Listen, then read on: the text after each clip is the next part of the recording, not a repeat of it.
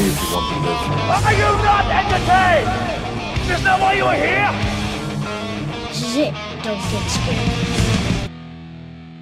Welcome back to a brand new Flick Pick live show where anything can happen.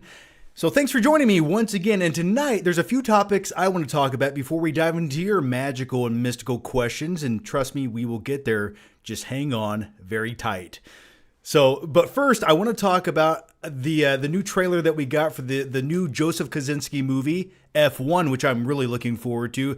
The next thing I want to talk about is The Electric State, the newest money laundering scheme from Netflix, which I just watched yesterday, and it took every fiber of my being to get through that film. And then last night, because the wife and I were very bored, we went and saw the new Steven Soderbergh movie, The Black Bag. So we'll talk about all of those topics, and then we'll dive into your glorious questions immediately after that. And also a few quick mentions or announcements I want to share with you guys. And by the way, yes, I am wearing the Maverick Top Gun jacket because we're talking about the movie F1. So it sort of all ties together. But a quick mention, next week, I think I will be putting this live show on my main channel, The Flick Pick.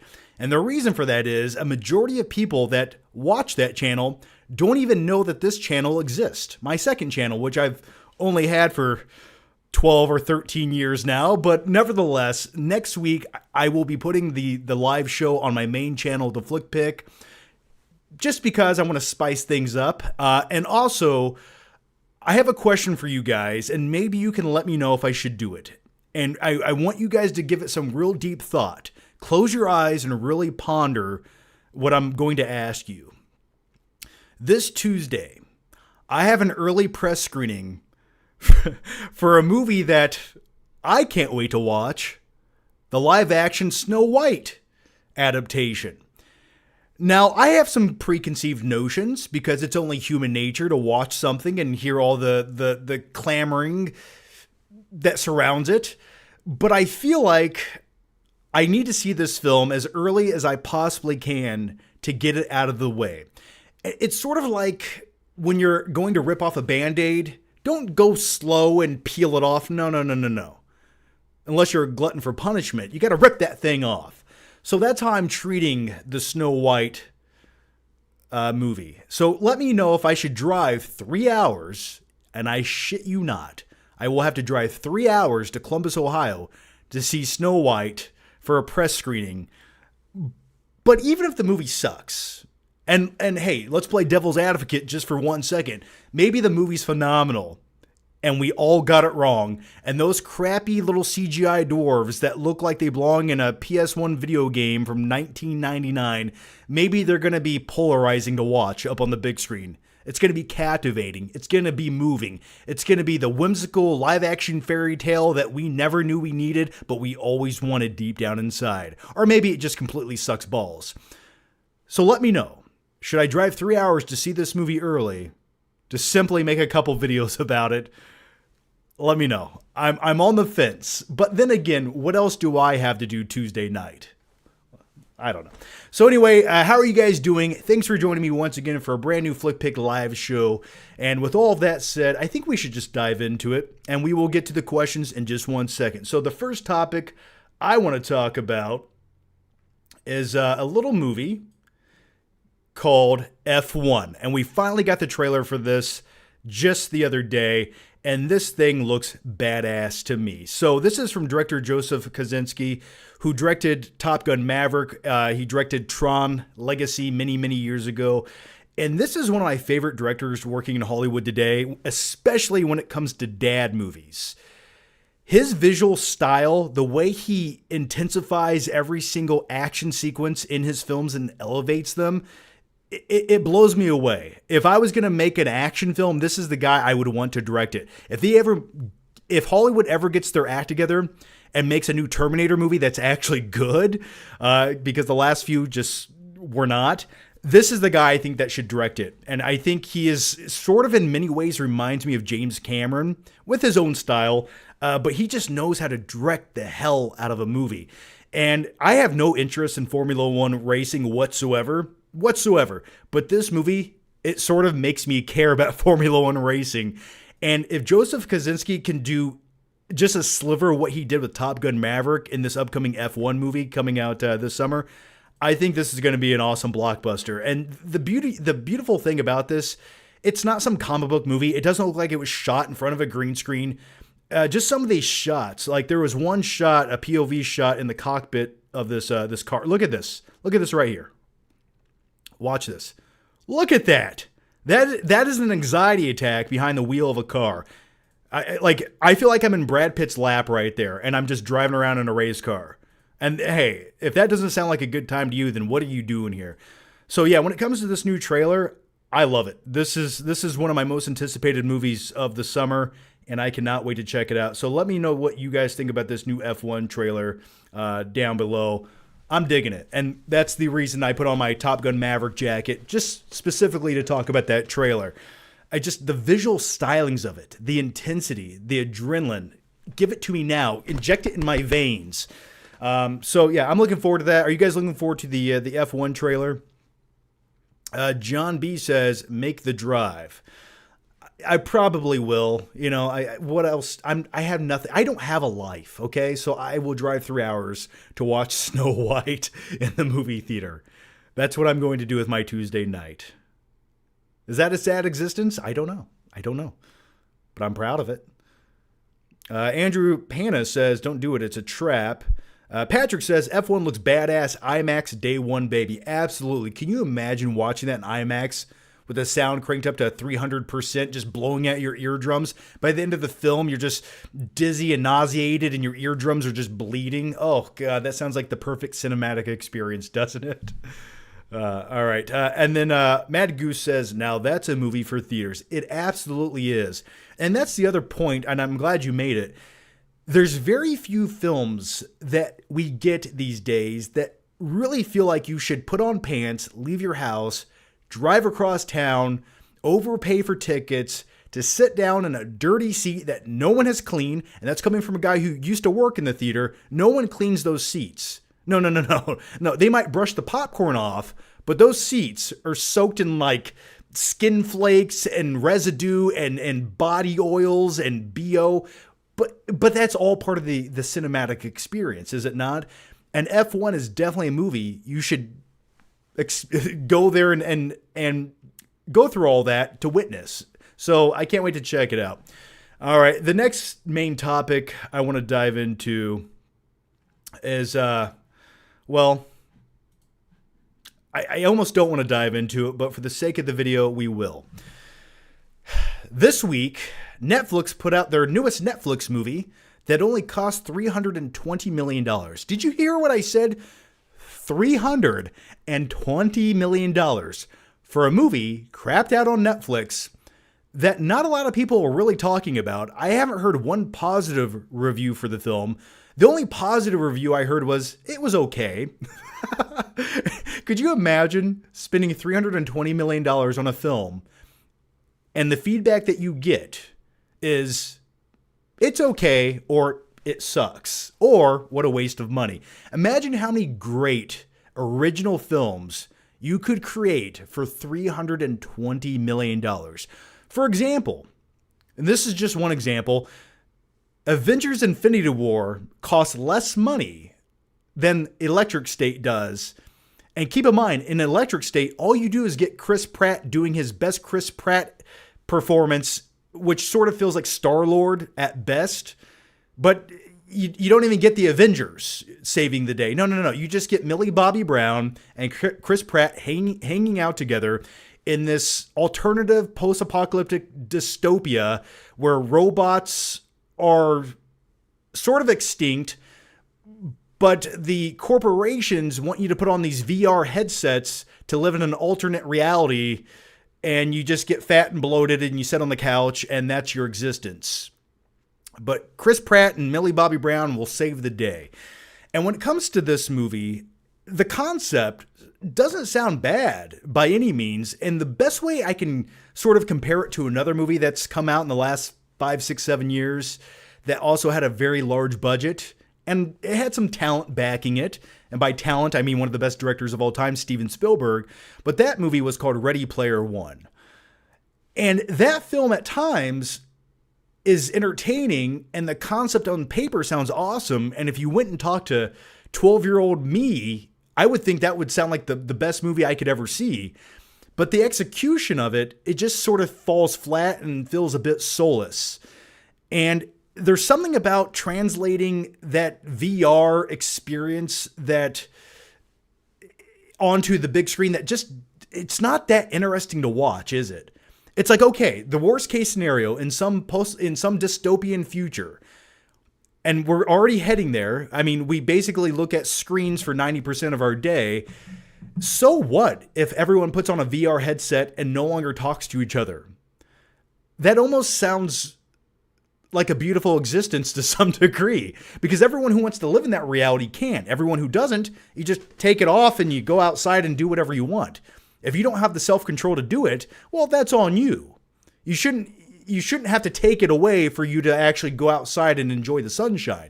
And speaking of that, halfway through The Electric State, which we did watch Friday afternoon, or Saturday, I think we watched it Saturday afternoon. Halfway through that film, I felt nothing. The only thing I felt like doing was turning it off and going outside and staring up at the sun to enjoy my life. It's so flat, it's so soulless, and you can definitely tell the majority of the money went into the CGI robots who all feel like cartoon characters from a Saturday morning cartoon show. And at one point, Mr. Peanut shows up. I'm not joking with you. Literally, the character Mr. Peanut from Planters Peanuts shows up, and he's the leader of this robot army that exists in this mall in the desert. And when he was giving a speech at one moment in the film, I thought to myself, is this really happening? And once again, they spent $320 million on this. Now, this is directed by the Russo brothers, who directed Avengers Infinity War, Endgame. I love both of those movies. They directed some other Netflix films like Extraction. But really, when it comes to their filmography, they don't have a lot of critical success in past films. They also directed that really, I think they produced it, or did they direct it, that really bad Tom Holland movie called like Cherry, about a army veteran who robs a bank, and you get a POV shot of Tom Holland's asshole in the film at one point. That's all I remember about that movie. And I think this is the latest detriment to their filmography, where they do not know how to create an original idea and let it grow and become captivating. They know how to direct an idea that already exists, but it just feels like, it doesn't feel like this immersive experience like it should. It just feels like you're watching it from a distance and you don't really care about what they're doing or where they're going or what they're saying. It just feels so artificial. And I think the reason that the Avengers movies that they directed work is because they already built up those characters, and you already cared about these established characters, and they're just showcasing some action and the story. But when it comes to the Russo brothers trying to do that and execute it on screen, it just doesn't work from a film that has already had established characters in it. Also, the thing I wanted to mention about Chris Pratt in this movie, which by the way I already said, he sort of just plays Chris Pratt, is he reminded me of Kurt Russell from Big Trouble in Little China ever so slightly in this film. He just kind of looked like him with his like mustache and goatee and his like crazy hair, and plus he's driving a semi and he's a smuggler in the movie. I just got very strong Kurt Russell vibes from Big Trouble in Little China. Millie Bobby Brown in the movie, she was fine. I don't think she gives a bad performance. She just doesn't necessarily give one that makes me feel anything. And as far as that early 90s, mid 90s nostalgia, I was trying to love it. I was trying to get immersed into it. Early on in the film, there's a scene where there's a whole bunch of like early 90s gimmicky products in this cave where Chris Pratt hangs out with a robot. I think the robot was voiced by Anthony Mackie. Nevertheless, that was kind of fun, but the movie just gets so cliche after that. It just feels like a culmination of 20 other movies you've already seen 50 times. There's a bounty hunter played by Giancarlo Esposito, who, his character in this film felt like the same character that he played in Captain America, Brave New World. He shows up for a couple scenes. He is sort of a bad guy, and then he changes his tone ever so slightly. And his character is so one-dimensional. And his character's name is the Butcher, I think. So there you go. But the main villain of the film is Stanley Tucci. And his main motivation throughout Electric State is he has mommy issues. And the reason he wants to live in a VR reality is just because his mom isn't crazy in this version. She's making cannolis and she's a loving mother. That is his driving motivation. But on a side note, I need to talk about Stanley Tucci just for 1 second. Have you ever seen the movie? Have you ever seen the movie? I'm sorry I'm laughing. It's not a movie you should laugh at. But have you ever seen The Lovely Bones, directed by Peter Jackson, where Stanley Tucci also plays the antagonist? And I use that term very lightly, antagonist. By antagonist, I mean predator against children. But anyway, ever since that movie, I just cannot like Stanley Tucci. I know he's a great actor. He's a great guy. But every time I see Stanley Tucci, I just see his character from The Lovely Bones. And I'm just hoping that he gets stabbed in the eyeball with an icicle. Am I the only one? Let me know down below. But in this film, he just plays generic bad guy who wants to control the planet. He's the master of this corporation. But by the climax of Electric State, when you have all these laughable, cartoonish robots fighting in this field outside of Apple headquarters, and I'll just call it Apple headquarters, it's the most anticlimactic sequence in a $320 million film I think I've ever witnessed, and I couldn't wait for it to be over. So those are my quick thoughts on Electric State. If you guys watched it, let me know down below. I do not recommend watching this movie, and it just baffles me that movies like this still get made by Netflix. I don't know the logic. I don't know the reasoning behind it. I don't know if they're consulting test audiences and asking them, hey, what kind of movie would you like to watch for $320 million? We have the money. We can hire anyone that we want. But this is what they give you. A movie that no one will remember or talk about in 3 more days after it was released. This movie doesn't even belong in the theater. It has this weird phenomenon. It looks expensive, but at the same time, it looks like it was made for streaming. And I think that goes to the flat look of it and how dull it is and the lighting at times. It's a baffling experience, and I just don't understand where all the money went for this movie. I would rather see 20 other original movies than just one big blockbuster bomb of a movie. So those are my thoughts. Leave yours down below. Blu-ray Addict says the Russos also directed Gray Man. Yes, they did. 00 says Stanley Tucci invented Captain America. I guess you're right. That is his one redeeming quality. You're right, he did. Tony says Electric State was visually stunning, but it was not a good story. Oh, no. You would think a road trip movie would be a lot of fun with all these crazy robots and 90s nostalgia, but it doesn't really capitalize on anything to the point where it's exciting or visceral in any sense of the word. So, all right. And the last main topic I want to talk about with you guys today is a new movie that just came out that no one is watching. And that little film is called Black Bag. So when it comes to this movie, I saw it last night, and I put out a little quick review on X, and I said Black Bag feels like Steven Soderbergh's version of Knives Out, a low-key spy thriller with sharp dialogue, subtle comedy, and a solid whodunit vibe. One of the best moments is a tense but entertaining lie detector scene, which was quite riveting, and I enjoyed it. But really, that's the biggest standout scene in the movie. And then I said, the journey is definitely more engaging than the destination, and the performances do more heavy lifting than the story itself. At just 90 minutes, it somehow feels longer at times, but overall, it's worth one watch. And when I say it's worth one watch, I would probably... and I don't want to say this, but at the same time, I have to be honest with you guys. I want to keep the theater experience alive and well, but I definitely feel like you don't need to leave your house to see this movie. If you're a hardcore Steven Soderbergh fan, and there are some of his films I quite enjoy, like Ocean's 11, I think is a masterpiece and probably one of the best remakes ever made. Ocean's 12, Ocean's 13, yeah, kind of a guilty pleasure at best. I liked Al Pacino in it. I don't want the labor pains, I just want the baby. But when it comes to Black Bag, it's a fine, okay one-time watch on a rainy day at home. That's the best way I could advise you to experience this movie. And I thought some of the performances were good. I thought Kate Blanchett was great. I thought Michael Fassbender was great in the movie. But the story at times gets convoluted for the sake of getting convoluted. And also, these spies are trying to weed out someone who maybe did something that they shouldn't have in this very convoluted way, which is interesting.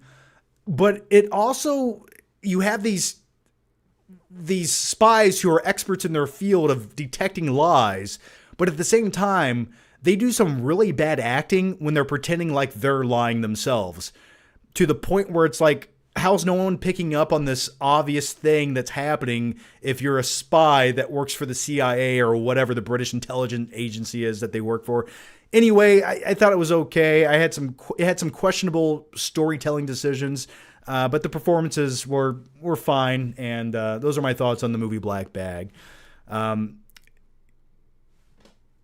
Gorilla Beach says, nothing in the bag then? Well, the black bag is something you say when you can't talk about it. It's in the black bag, you put it like that. So maybe we can just put the black bag in the black bag and never talk about it again. I don't care. So with all that said, guys, let's dive into your question. Dustin Rich says, no one cares. Yeah, no one really does care, but no one's watching this movie. It definitely feels like a movie you would just watch on Apple TV and no one would talk about it again. But hey, I love me some Steven Soderbergh when he's making his Ocean's 11 movies. Aren't they making another one at this point? So, all right, let's dive into the questions here. And we had a few early on that did not pop up, but we will talk about them nevertheless. We had one here from Chase C. Let's find your question. Okay. All right, the first question comes from Chase C, who says, my stepdad is a screenwriter and told me that Netflix pays trolls to attack you. Cody Leach and Austin for criticizing their movie's Electric State. What? What is this question? Why a screenwriter? What the fuck what are you saying with this question? Netflix pays trolls to attack you? Oh, they got the money for it. I don't know. Wouldn't Netflix be better off paying people to give their movies positive reviews? I mean, for the right price, I would give it a positive review, and then the next day I would tell you the truth. But, I mean, listen, they got the cash. Let's all take it while we can. With their subscription fees going up every week, I think we all owe Netflix. Why doesn't Netflix just all pay us like $5 to watch their movies? Like, at this point, they could afford to do it. All right, the next one comes from Nose is Wild, who says, how would you book Heel Cena's final run? Heel Cena's final run? Well, I would definitely give him a new look.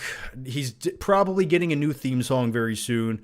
And I would just have him be this maniacal piece of shit.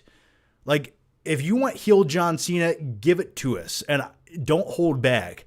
I want him to rip everyone apart in that locker room. I want him to turn on the fans and cut promos like we've been wanting to see, or at least I've been wanting to see for the last 20 years from Cena, and just dive into it. I guess the obvious is really what I think the obvious is the best thing they could do with heel John Cena, but I'm looking forward to it. I think it's the best thing they could do. Michael Flores says, sorry, John just got here. You can beat me if you want. I'll never beat you. Not on video, at least. But thanks for joining me. All right. Someone said clean cut, John. Well, I combed my hair over because I was doing an American Psycho parody for a Sony TV ad that I'll be posting on Instagram hopefully tomorrow. So I had to slick the hair over and make it all suave. Kenneth says, why are Netflix movies bad? Is this intentional? It's a bizarre phenomenon, and I can't quite put my finger on it. I don't know if they're just trying to make movies that are mildly forgettable, but consumable. The best way I can, for example, the best way I can describe the electric state is, it is the most expensive digital background noise ever created. That is what the electric state is when it comes to a film. It's not something you really need to pay attention to, but you can kind of like fold your laundry in the background as it's playing, or scroll on or scroll on Instagram, or what have you. It's background noise, which is, I think if I made that film, that would be the biggest insult you could tell me about my movie. It's background noise. All right. Let's go to the next question here. And the next one comes from the 50% Doctor Who podcast. Says, do you even care about Avengers Doomsday? I sort of do. And I'll keep it real with you. I do care about the Avengers movies because it feels like that's where they put the most effort, time, and energy into those films. The solo movies leading up to it, Captain America, Brave New World, it feels like sometimes those are almost obligatory. But when it comes to the actual Avengers uniting, it feels like Marvel tries to get those right. So I am looking forward to it. And a lot of people were divisive on the decision of having Robert Downey Jr. playing Doctor Doom. I think it's great. Now, is it sort of a last resort? Like, let's pull out the big guns so we can put the biggest character that we had in the MCU for the last 20 years and make him the new villain? In a weird way, if you're going to have a multiverse, I think you can get away with it, and I'm looking forward to it. I think there's still meat on the bone for Robert Downey Jr. to come back because he has wit, he has charisma, he has charm, and I think he can bring something new with a villainous character that he didn't get to do with Iron Man. So I am sort of looking forward to Doomsday. Now, once we get our first trailer, maybe my expectations will get flushed down the toilet. That's a possibility. But as of right now, I am looking forward to Doomsday. Doomsday. All right, the next one comes from Neil McCauley, who says, what's the wife do while you're doing the chats? She actually went to hang out with her mom and eat sushi, yes. Usually, she's just in the other room watching TV or listening to an audiobook, or I don't know. What do people do these days? I couldn't tell you. But typically that. The next one comes from Bo Cylinder, who says, come on, Bo, where are you? Bo Cylinder says, most underrated sequel, I would say Ghostbusters 2 or The Lost World. Ooh. I don't know if... I think The Lost World is a fine Jurassic Park sequel. And if for anything else, with every later installment of a Jurassic Park sequel that we got, the more and more I find myself appreciating The Lost World. Okay? Like, if you compare The Lost World to Jurassic Park movie that took place in a mansion with an old man and a little girl who is a clone that releases dinosaurs to cause chaos and anarchy and just eat small children, but she did it to prove a point. And I still think like that little girl deserves to be put into a blender for her crimes against humanity. It's like you pushed a button because you're a clone, and now all these dinosaurs that escaped from your rich daddy's basement mansion are going to now go eat like old people just sitting on a park bench somewhere. Like, no, you don't get away with things like that. No, that's an atrocity against humanity, and you need to pay for that. But what was the question? Oh, yes, underrated sequels. Ghostbusters 2 is a good time. I really do think a lot of people don't give it the time of day that it deserves, especially when it comes to the villain in the film. What is his name? Vigo the Carpathian? Oh, that creepy son of a bitch haunted my dreams since I was a child. And the pink goo that exists in that movie, Ghostbusters 2 is an okay sequel. It's definitely a step down from the original. So I wouldn't say... I have a lot of sequels I enjoy, but I wouldn't necessarily say they're underrated. I appreciate them for different reasons. And that's a great question for everyone in the chat right now. Tell me an underrated sequel that you enjoy, or maybe it's just a guilty pleasure. But one of mine, since childhood, is the Ninja Turtles 2. Okay, it's definitely, when you compare it to the original Ninja Turtles at times does not feel like it was made for children or to sell toys. It's dark, it's violent, it's got Casey Jones who looks like a heroin addict in the film, but I loved all of it. It didn't insult my intelligence as a child. And then we get Ninja Turtles 2, Secret of the Ooze. And then you have a great scene with Vanilla Ice, Go Ninja, Go, which I still dance to in my underwear to this day. You also had the Super Shredder in it. You have Tokar and Razor, which they didn't want to put Bebop and Rocksteady in the movie because they thought they were too childish. So they put a dog on steroids and a snapping turtle. But I still have this guilty pleasure love for Ninja Turtles 2. And keep in mind, this movie was in fact made to sell toys. But also, they wanted to make it so PG that the Ninja Turtles were not even allowed to use their weapons. Did you hear what I said? They couldn't even use weapons. So, like, what are we doing here? I don't know. But I enjoyed the character Kino, who was the pizza delivery driver in the movie. I always thought he was cool. For some reason, I was like, I want to hang out with a guy like Kino. And then I wanted to join the Foot Clan. And that's the other thing I wanted to talk about when mentioning the Ninja Turtles and getting off onto a weird side tangent before we go to the next topic. These films always made joining the Foot look so compelling. Like in the first movie, when they show the warehouse scene and all the kids are skating around, smoking cigarettes, playing arcade games, and then you have Sam Rockwell just pop up. You want menthols or regulars? I'm like, I want to go there.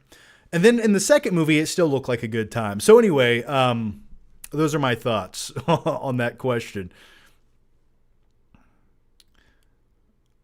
Saul says, Thor, Love and Thunder, in my opinion, I don't care, I like it. Hey, it's all subjective. I think the movie's terrible, but hey, man, I respect your opinion.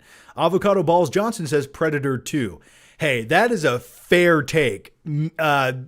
Like 7-8 years ago, I made a movie night video where I watched Predator 2 for the first time, starring Danny Glover. For some odd reason, as a dude who loves Predator, I had never watched Predator 2. I don't know why. I just thought it was like straight to DVD garbage. And some people could probably make the claim at moments it feels that way ever so slightly, but it is a good time. And it has Gary Busey in the film, just being Gary Busey. So I recommend Predator 2. Nowhere near as good as the original, but it's still like a good time. It's a guilty pleasure movie. James Doshier says Jurassic Park 3 is a guilty pleasure for me. Jurassic Park 3 is an easy movie to watch on a rainy day. It really is. Some of the scenes and set pieces feel very underwhelming, especially the river climax of the movie. And then it feels like the movie just abruptly ends. And I hated the character Billy in Jurassic Park 3. Am I the only one who hated that character? Like, why did you cast this guy? There's nothing likable about the character Billy. And everything he does is so stupid. You just hope he gets eaten alive by a velociraptor at some point in the movie. But I always thought that, and speaking of Jurassic Park 3, hear me out for a second.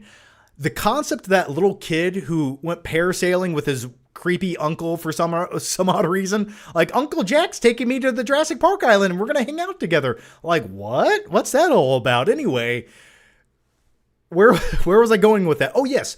Once that kid just gets lost on the island and he lives in that tipped over tanker truck for weeks on end, and he's learning to survive in the elements, it sort of had this like Home Alone vibe, but with dinosaurs in it. And I wish they could have expanded on that idea, because he's collecting dinosaur piss to keep the predatory dinosaurs away and scare them off. He has like a cool lantern. He's eating cans of beans. He's surviving alone on the island. And I always thought if the majority of that film was just that kid, and maybe not the kid that they cast, but maybe they cast some other kid who could carry a movie, I always thought that would be a cool concept for Jurassic Park 3 alone. Am I the only one? I could have had more of that. I didn't need his parents looking for him. I didn't need any of that. I just wanted to see this kid surviving on an island for the majority of the movie. I still think that would make a cool Jurassic Park movie. I don't know. Let me know if you're picking up what I'm putting down there. GF Hostman says, favorite Leonardo... John, what is your favorite Leonardo DiCaprio movie? Oh, where to pick from? I love his performance in Django Unchained, but really, if it comes to like Leonardo DiCaprio movie, there's two that stand out. And I would say one of them is Titanic, but I don't necessarily like Titanic for Leo's performance per se. I think Kate Winslet gives the much better performance in that movie. But if I had to pick one, I would probably go with Catch Me If You Can, favorite Leo movie. Yeah, we'll go with that. Oh yeah, the scene where Alan Grant's sleeping and he has the Velociraptor and he wakes up to it going, Alan! Yeah, what a great scene that was. Classic cinema. All right, the next question comes from... Come on, let's scroll back. Let's scroll way, way back. Here we go. Gilia Beach says, John, have you watched Alice in Borderland on Netflix? Japanese series, but like Squid Games, but more brutal. Greetings from the Netherlands. Well, thanks for the question. I have not. I've had that on the to watch list for some time now, especially after watching Squid Games. I've wanted other series sort of like that. So I've been meaning to watch that. Also, I will tell you this, when it comes to series on Netflix, the wife and I started watching a series starring Margaret Qualley called Maid. And we're on the first episode, and I sort of like it. I like shows and movies about people who live in a lower class that have struggles with everyday life. And it's almost relatable to me in many, many ways, but she basically can't catch a break. She's in an abusive relationship and she can't get ahead. And she has a daughter, and it has vibes of the Will Smith movie, Pursuit of Happiness. Especially, there's one scene where she has nowhere to stay, so she sleeps in this lobby that oddly enough has no chairs to sit in.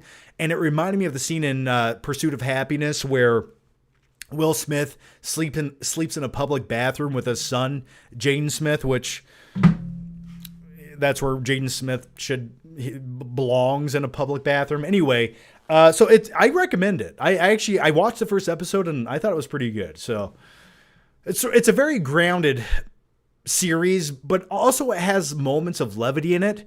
So it's not like almost overbearing to watch where it takes the energy out of you. It's dark, but it rides the line of like levity and dark to make it easy to watch. So I would recommend checking it out. Oh, Cosburn says Wolf of Wall Street for sure. You know what? That actually would be in my top 3 Leo performances. Yeah, you know what? Wolf of Wall Street. Note these are to me fun coupons. Enjoy your ride home on the train. You want some lobster? I love it. All right. The next one comes from Matt Scrapes, who says, John, can you do an impression of 2015 Roid Rage John? Oh man. Well, you got to understand, when it comes to YouTube, you gotta hype it up, man. You gotta be 300% your personality turned up to full blast, right? So okay, let's do 2015 John. All right, you ready? Hey there, guys. It's John here with the Flip It channel, and I'm talking about the brand new Point Break remake today, which just sucks ass. And so yeah, that's. But I'm gonna tell you, the reason I talk like that is if I don't, I find myself getting very mumbly. That's the way I talk.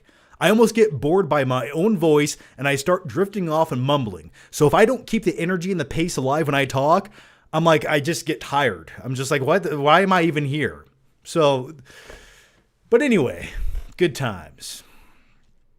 And the other thing, during all of those videos in 2015, I would be so cranked up on caffeinated beverages that if I didn't move and talk like that during the video, I would start getting antsy and my heart would start palpitating too fast to the point where I couldn't talk. So if I didn't move to get the wiggles out, I would explode.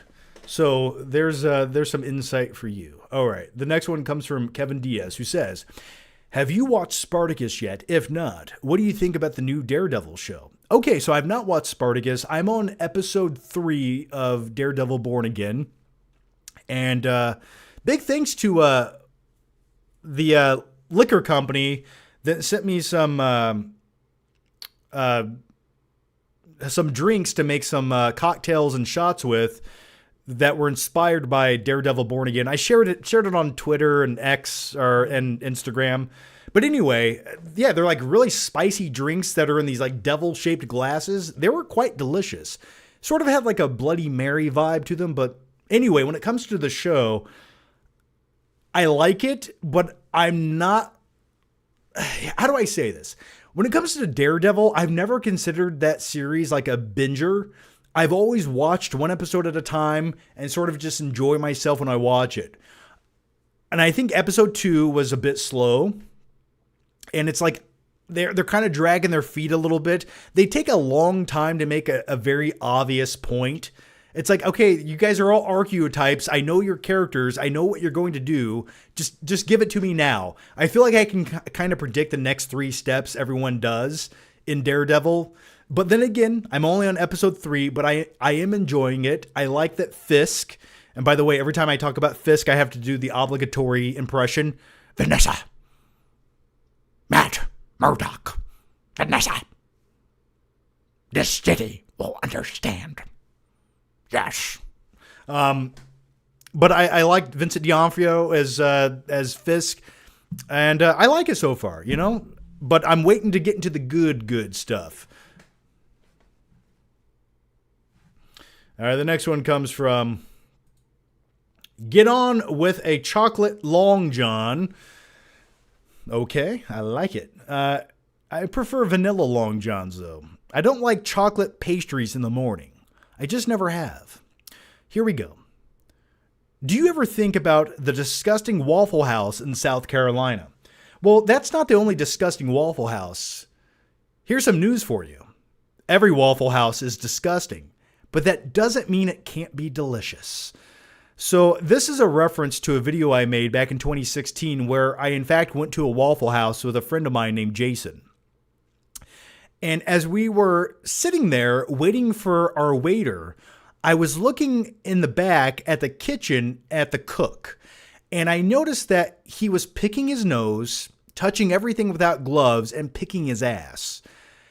And even the drinks, the water that they served to us before we even ordered had shit floating in it.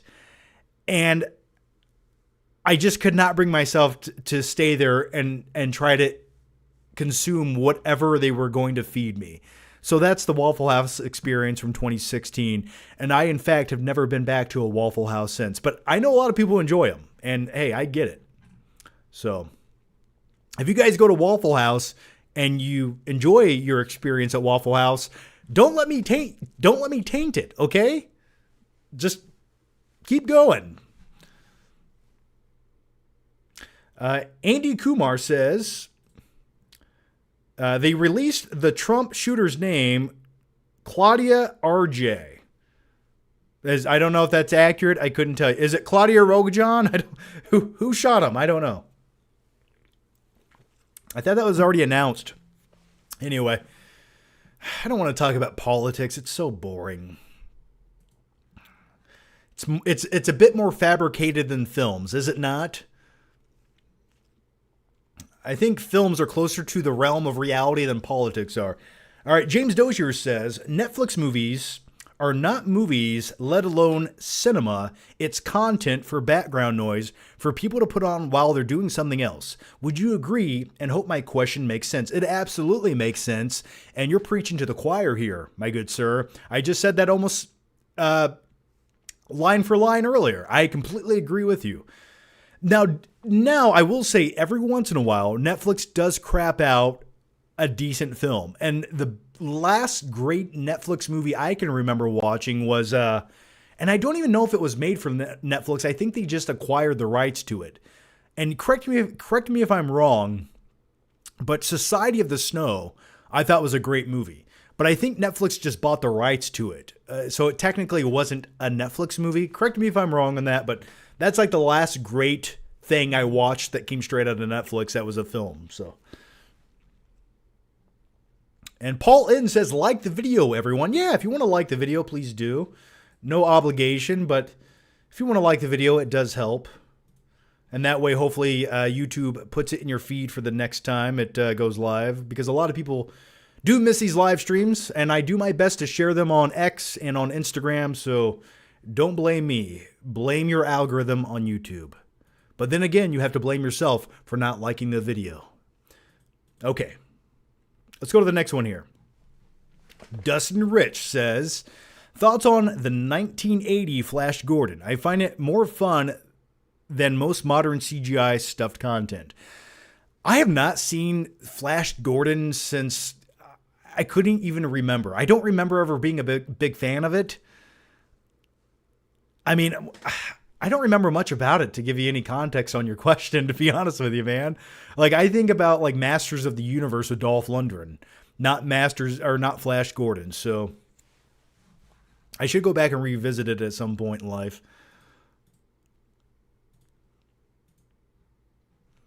El Serpent T says, what inspired you to start the Flick Pick? How has your view on film criticism changed over the years? That's a great question. What inspired me to start the Flick Pick channel? Okay, so this was when I was 23 years old. And leading up to this, I had just discovered YouTube videos a couple years before this and actually started watching YouTube for the personalities. And I remember watching a channel from a guy who still makes YouTube videos named Sean C. Phillips, though I haven't really kept up on his stuff lately. But he would go around, see movies, buy DVDs, and hang out and casually talk about movies. And that's sort of what inspired me to start YouTube back in 2010. And keep in mind, at the time, I was probably mildly depressed. I lived in my parents' basement. I didn't have a lot going on for me at that time in life. And I just needed a creative outlet. I needed a way to escape my mother's basement, if you will. And I always loved movies. I loved making videos. I loved being creative. I loved all those things. And it just felt like YouTube was the right outlet to do that. So when I started YouTube, my idea was never to be a movie reviewer or a film critic, if I'm feeling extra pretentious, and I am, so I will use that term. But I just wanted to be a dude who drove around, bought movies, and talked about them. I didn't want to do these sit-down reviews where I analyzed movies. I just wanted to talk about movies in a casual, fun way, like two guys hanging out. And the best way I can put it is I wanted to make a movie channel that was more like a lifestyle channel revolving around movies. I always wanted to be more of a vlogger than I did a film critic. You know, that was my thing. And then slowly it kind of transformed into just doing movie reviews and hardcore dedicated videos relating to movies. And I still did the vlogging stuff with flick trips along the way. And then, now I do the live shows, but that's sort of what inspired the Flick Pick channel. And the reason I made this channel, my second channel, a year after the Flick Pick channel was it's hard to be very personable and do wacky random stuff that doesn't always necessarily 100% relate to movies on a movie channel. So that's why I made this channel. And the best way I can define the reason I made this channel was I wanted somewhere I could put whatever the fuck I wanted and whoever subscribed to it would be okay with it. So I like to say, if you're watching me right now, I do appreciate it because I really feel like on this channel, I can get away with whatever I want. And that's why I like this channel. I do. And now it's sort of where I put all my live shows. So yeah, I hope I answered your question there. All right. And you guys are killing it with the questions, so let me talk a little bit quicker here. And the next one comes from Ray Carpio Videos, who says, "Hey John, would you feel better the Dune pop... Wait. Okay. Hey John, what would feel better, the Dune popcorn bucket or the creatures in Mickey 17? Maybe add some Diddy oil." Holy shit. The creatures in Mickey 17, I'm going to go with the inanimate object of the popcorn bucket. Because if you go to the creatures in Mickey 17, we're riding a weird fine line that relates to bestiality. Thanks for getting my video demonetized with that. Thank you for that. But yeah, I'll go with the bucket. It feels a bit more safe and secure. James Dozier says, "The first Matrix is the only good one. Do you agree?" Absolutely, I agree with you. Wholeheartedly, I agree with you. The first Matrix is a masterpiece in cinema. The sequels, to me, they kind of feel the same way I feel about the Star Wars prequels movies. They just feel so flat and digital and slightly soulless, to the point where I think explaining less of the Matrix makes it more interesting than telling me everything. Not to say you can't get some entertainment out of Matrix 2. And then in the third Matrix, it's just mech robots shooting at a giant hole up in the sky. And it's like, this isn't this thought-provoking experience that was going to enlighten us all when we finally found out the answers and the secret to what the Matrix is. But then again, was there another layer to the Matrix? Does it go deeper than that? I don't know. But does anyone? And then you get Matrix Resurrection, or as I call it, Matrix Kill Your Erection. And that, to me, was just a blatant smack in the face to everyone who's ever loved the Matrix franchise. And I think the directors of that film should feel ashamed of themselves for making it. It's like, I know you wanted to give a big fuck you to the studio and make this meta movie because you were contractually obligated to make it, so you did it.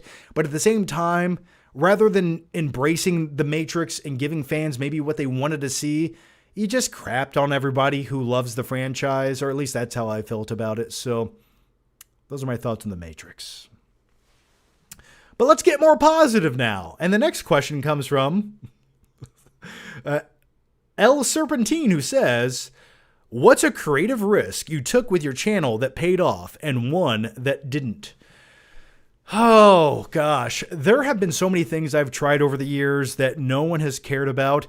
And I truly mean this when I say it. The more effort you put into something on YouTube, typically the less you get out of it, which is disheartening sometimes. But the weird thing is, like, you can make these well-crafted, edited videos and no one cares. But you make some sloppy little video with your phone where it's fuzzy and shitty, and you don't even make these articulate, well-presented thoughts. You're mumbling and talking about nothing. And those are the videos that people want. And at the end of the day, I think that goes to show you that sometimes the overproduced stuff isn't what people are craving or wanting. They want a visceral, raw experience that's slightly immersive and personable. So I always find that's the better way to go, you know? So, but a creative, let me think here. One of the best ideas I ever did when it comes to YouTube was, I would say, I'm glad I did flick trip videos, because a lot of people told me, they're like, dude, you're going a little too crazy sometimes in these videos. But I didn't care. Like, I wanted to be weird. I wanted to be wacky. And I knew that maybe they wouldn't have mass appeal every video, but I knew the people who appreciated those types of videos would hang out with me for a lifetime on YouTube. And there are so many people, and maybe you're one of them watching right now, and a lot of you are, because I'm reading some of the names in here. A lot of people who have been watching on YouTube, I have the same viewers for the last decade, which is great. You know, it's because I guess I wasn't afraid to be myself. So I think the best advice I can give you when it comes to being creative on YouTube is, don't try to be like other people. Try to be like yourself. Whatever that is, at least try it.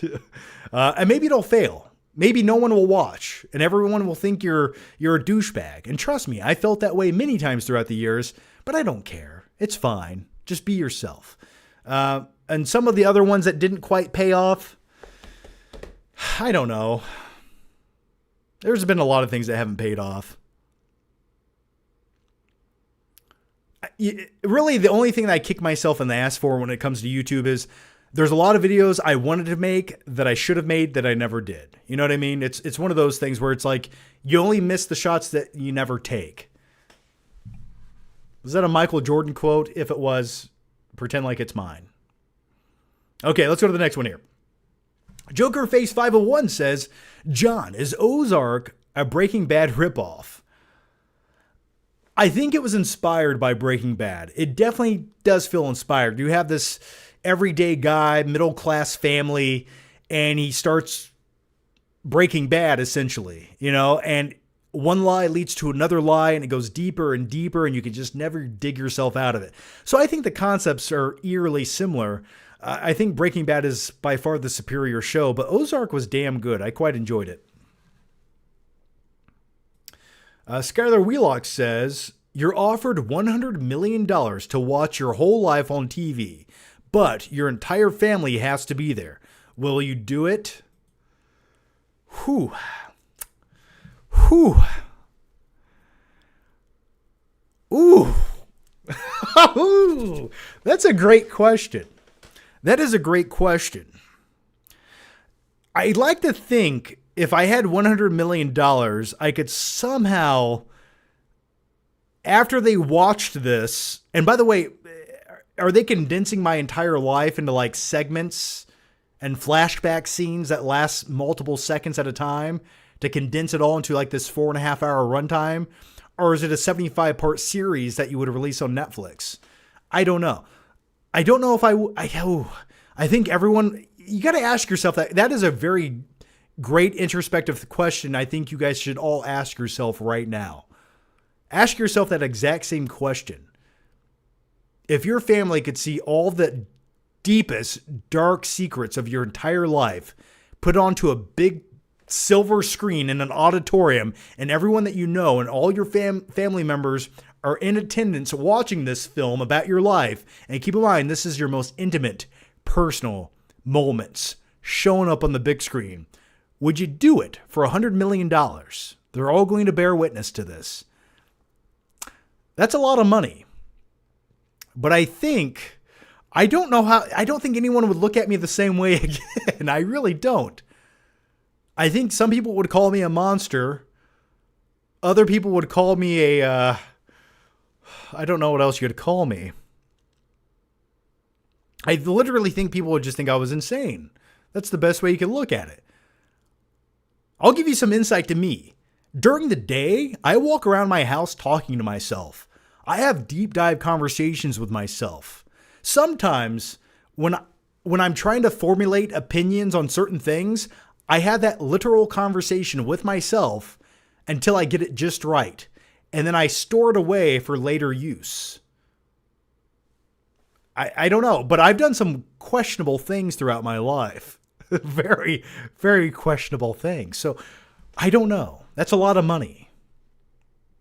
Probably. Is that $100 million before or after taxes? Okay. I'd probably do it. Oh, gosh. All right. The next one comes from, that was a great question, though. Next one comes from L. Serpenti, who says, have you ever had a movie opinion that got a strong reaction from your audience? How did you handle it?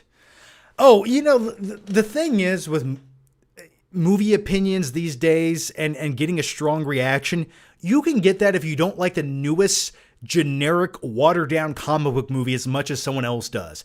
There are people on the internet literally sending each other death threats over Man of Steel and the Snyderverse. People take this shit a little too serious sometimes, and at the end of the day, you have to step back and go, this is a product created and shit out by a corporation in the sake of making profit. They also want to make a whole bunch of little toys based on the movie to sell it to children to make more profit.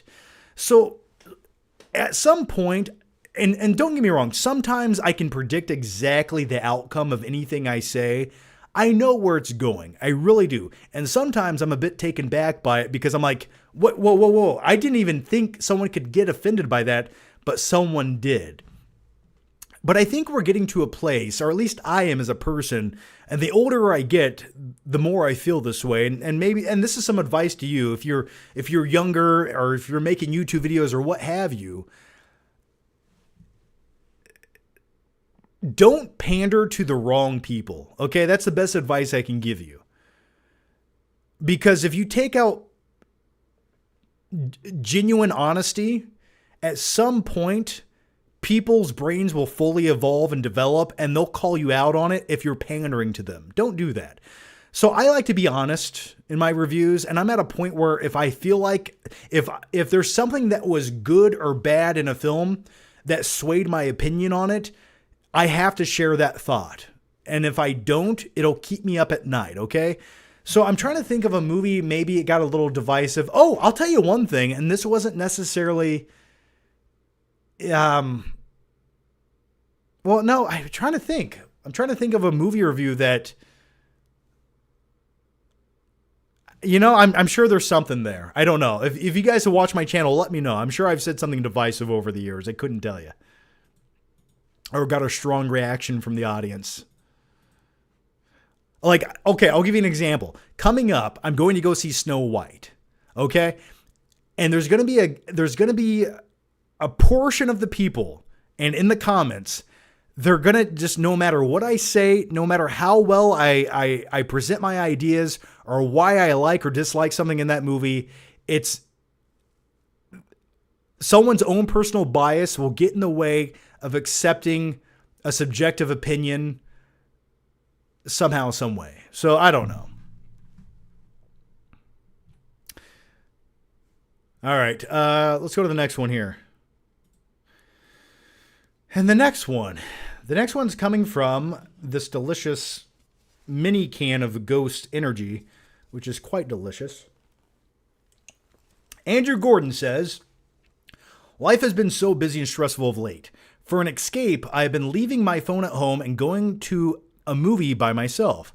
Nothing will ever be as peaceful as the movie theater experience. Oh, there's nothing better in life, Andrew, than the cinematic experience. It's almost cathartic in a way. But there's so many things that have to coordinate to perfection to enjoy that experience. You have to hope that the right audience shows up. Because like yourself, not everyone leaves their phone at home. Some people go to the theater, they pay money to look at their phone. And those people should be lit on fire and pushed off a cliff. But I completely understand what you're saying. I love just getting out of the house and going to the movie theater. That is the one thing my wife and I do on a consistent basis, no matter what. And the best thing I will say I ever invested in, besides starting a YouTube channel, was buying my Regal movie pass to the movie theater. Because I can go see as many movies as I want for $20 a month. Unlimited. I wish this was sponsored by Regal Unlimited, but it's not. We even have a movie theater blanket that we take to every movie. It has popcorn on it and soda cans, and we get all cozy underneath the blanket when we watch the movie. And every time I book a movie theater seat, I always pick the handicap seats in the front of the theater. Hey, hear me out for a second, okay? I know what you're thinking. John, but what about all the people that are handicapped? Well, they can sit on the stairs. No, I'm kidding. There's plenty of handicap seats, okay? There's been a few times where there was somebody in a wheelchair that was sitting in the hand. Now, hear me out for a second. Hear me out. There are multiple handicap seats available. I picked the ones right in the center, but there's always like 4 or 6 more seats you can pick from that are on each side of the theater. And there was one time where there was somebody in a wheelchair on that side of the theater, and my seat was better where I took the handicap seats. And I felt slightly guilty. I absolutely did. But you know what? If they really wanted the front row center theater experience, they should have booked their tickets before me, okay? And that's all I have to say. And did I walk into that theater with a slight limp and leave with a slight limp to justify why I sat in those seats? Yes, I did. Yes, I did. and I stand by it. But no, there's nothing better than the theater experience. There really isn't. And you sneak in a whole bunch of soda and snacks in your bag. Oh, my wife takes a bag this big into the theater. I take 2 drinks every time because one is never enough. I get dehydrated when I eat my Sour Patch Kids and I eat my chocolate covered peanuts and my Reese's Pieces. I always take a Sprite Zero and I take a Dr. Pepper Zero or maybe a Cherry Coke Zero. I have to have a light soda with a dark soda. And also I have to have a fruity candy with a chocolate candy. And if you have a chocolate candy, you have to have a sweet candy or a salty candy. So some popcorn or some Chipotle flavored peanuts. So delicious. Let's go to the next topic. All right. The next one comes from take a cane next time. Just, act like I'm blind. Just walk in there with a cane with my glasses on. Yeah, I'll do that, maybe. They probably think I'm on the spectrum to some degree, so it's fine. It works itself out. All right, the next one comes from Andrew Gordon, who says, life has been busy and... Oh, no, I already answered that. Sorry, Andrew. That was a great question, though, man. The next one comes from Night King 01. And Night King 01 says, why is it that every actor who plays Billy in Jurassic Park 3 always plays those types of characters? He just played the Rhino in Craven, but he also played Pollux Troy in Face Off, so I can't get mad at him. Also, he was great in The Brutalist. Yeah, you're right. I forgot that Billy in Jurassic Park 3 was also the Rhino. Holy shit, you're right. Now, I loved him as Pollux Troy in Face Off. I love that. But you're absolutely right on that. I forgot he was Rhino. Terrible. Just terrible. TokiBoy92 says, John, what did people think when you first started a YouTube channel? Well, I kept it a secret. I didn't really tell anyone. My friends later found out about it and sort of made fun of me. But then again, I think it kind of worked out for the best. And then once it became successful and I was making a living doing what I wanted to every day in my underwear and then, going on cool trips and meeting awesome people and doing all these fun things I never thought I could do or never would have done without YouTube. Maybe they looked at it differently, so now it's just, that's what I do. That's what they know me as. So I guess that's what they thought. I don't know. They sort of made fun of me at first. And in all fairness, my first videos deserve to be made fun of. They really do. Even my new videos deserve to be made fun of. But then again, that's just, Jake Tamman says, Yo, John. Rewatched Captain America Winter Soldier last night. Best MCU movie. Some of the best choreography in superhero movies, and the Hydra twist is peak. Oh, I love me some Captain America Winter Soldier, and I've always said this. I think Captain America the First Avenger is phenomenal. I think it's one of the best origin stories in the MCU. The time period, and by the way, speaking of Jurassic Park 3 so much in this live show, directed by Joe Johnston, who directed Jurassic Park 3 and the The Rocketeer, who he also directed Captain America, First Avenger. I think that's a great origin story. I love the time period where you have skinny, frail little Steve Rogers, who's like 4'9", weighs 93 pounds. Oh, glorious. I love it. Such a great movie.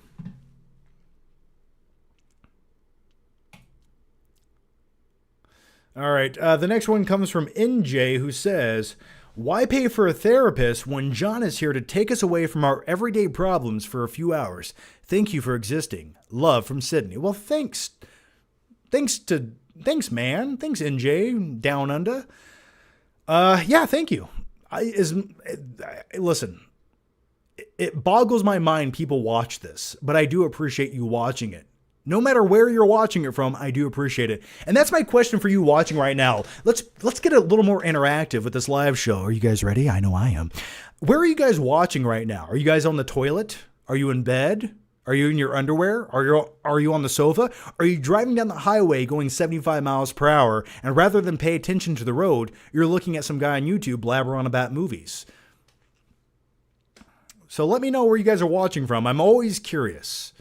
It's so surreal to me and bizarre that there are people watching this right now on the other side of the camera. It's really fascinating. I don't know. That's what I think about all the time. Because I watch a lot of other people's YouTube videos, and I'm like, if they could just see me watching their video right now, they would be terrified. like I'm just sitting here eating old pizza from 3 days ago, drinking a Mountain Dew in my underwear, watching their video. That's what I do. So anyway, let's read some of the questions here. Or some of the responses. The White Skull says Colorado. No. Don't just tell me where you're watching from. Tell me how you're consuming this. Mason Grant says my victim's house. Fair. Libby Film says I'm watching taking a poo. Paul N says Michigan. Well, hey, I'm right. I'm close to you, Paul. I'm right here in Indiana, man. Patrick says Oklahoma. Lair Golfsher says, I'm currently driving on the highway, 95 in Arizona. I'm a truck driver. Well, awesome, man. Thanks. Blake says, laptop on my couch. Novasonic says, I'm outside your window, John. I hope you are. I always like when someone's watching from a distance. Kenneth says, from the kitchen. Cream and Cheese says, Florida, man. Roger something, who is a member, says Houston, Texas. Not on the toilet, though. I can live with that. Caesar says, I'm driving right now. So are you listening to it as a podcast, Caesar? And Carter Lovejoy says, I'm in New York. Well, thank you guys for those very in-depth responses. It's always nice to know where people are watching from, and it does mean a lot. So I do thank you for that. All right, we got another one here from Night King 01. I would say that Predator 2 is the second best Predator movie. I think I would agree with that. It at least tried something new. The opening was awesome, and it didn't retread old ground. I didn't like Prey for that reason. Also, it has Gary Busey and Bill Paxton. Oh, the other thing about Predator 2, everyone's just yelling at each other. I'm saving your ass! You want to save my ass? That's just everyone in that movie's doing that, and I like it. That's how men should talk to each other. I saved your ass. What's the matter? Pushing too many pencils? Or talk like that. All right, the next one comes from Adrian Boyle, who says, not a question, but for your fans who asked, I saw Shelby Oaks at I saw Shelby Oaks at Fantasia Fest last summer, and it was laughably bad and didn't make much sense. I can't imagine it going to theaters. Interesting. Okay. So I've heard some thoughts and opinions of other people who have seen it. I myself have not seen it, and I do really want to see it. That's an interesting take. Okay. Interesting. Well, I can't wait to watch the movie, and I will give you guys a review of it. So, good or bad, but thank you for sharing those insights. That is interesting. Why can I not read your name? El Serpienti? Or is it El Serpienti? I don't know. You know I can't read. Have you ever faced creative burnout? And how did you overcome it? Also, how did you keep your content feeling fresh and exciting after all these years? Well, thank you for saying that. Fresh and exciting. Dude, I get burnt out on talking about movies all the time. It's not that I don't want to talk about movies. It's that I don't want to edit the video after I'm done talking about them. So over the years, I think I'm my own worst enemy, and I will stand by that because I overthink everything before I do it. And I'm like, okay, I want to be informative. I want to be creative. I want to be fun. I want to be energetic. I want to be personable. I want to be myself, but I got to get this point across. But I also got to make a quippy one-liner along the way. And the beauty of doing live streams, and I mean this when I say it, and I know I've said this before, but the beauty of doing the live shows are I don't get to edit these. They're raw, they're unadulterated, and they are visceral. So you just hear whatever I have to say spewing out of my mouth. Sometimes I sound like a complete idiot. I know that. Other times I feel like I'm saying some very well articulated viewpoints on films that are witty and off the cuff. And and that's a good day. But the beauty of the live shows are I click live and I go. And I like that. Sometimes when I pre-record videos, sometimes in the editing process, I'm like, it's draining to me, creatively speaking. So over the years, I've sort of reinvented my style ever so slightly. And now, every couple years I have a new backdrop, for example. And it's not because I move every 5 minutes, okay? Though I do. But if I don't switch things up and try something new every couple years, I get bored. I'm like, okay, I did that for 2-3 years. Let's do something else. Let's have a different style. And this is like the newest version of the Flickpick channel, if you will. And maybe I tweak my editing style ever so slightly. Just little things like that. So I always try new ideas that I have, but sometimes it becomes a chore to talk about every movie. And that's why I don't. I don't think I need to talk about every movie. And that's the beauty of the live shows. I can cram all that shit into one video. And if anyone wants to hear my thoughts on it, they can just watch a 2-hour live stream. And a lot of people get mad at the live streams. They say, John, why don't you make more videos? And I think that's a valid point. Maybe the 5 to 10 minute videos are just a bit more easy to consume. And I understand that. But at the same time, it's like, here's a 2-hour live show. No edits. I'm talking about 57 different things or 157 different things. And I'm going to cover everything that you want me to cover. I'm just doing it in a long form format that's unedited, that has less visuals. Did I answer that question? Maybe. I think I did. But yeah, that's my take on keeping it fresh on YouTube, man. I've always found I'm better if you give me less time to prepare. That's where I excel.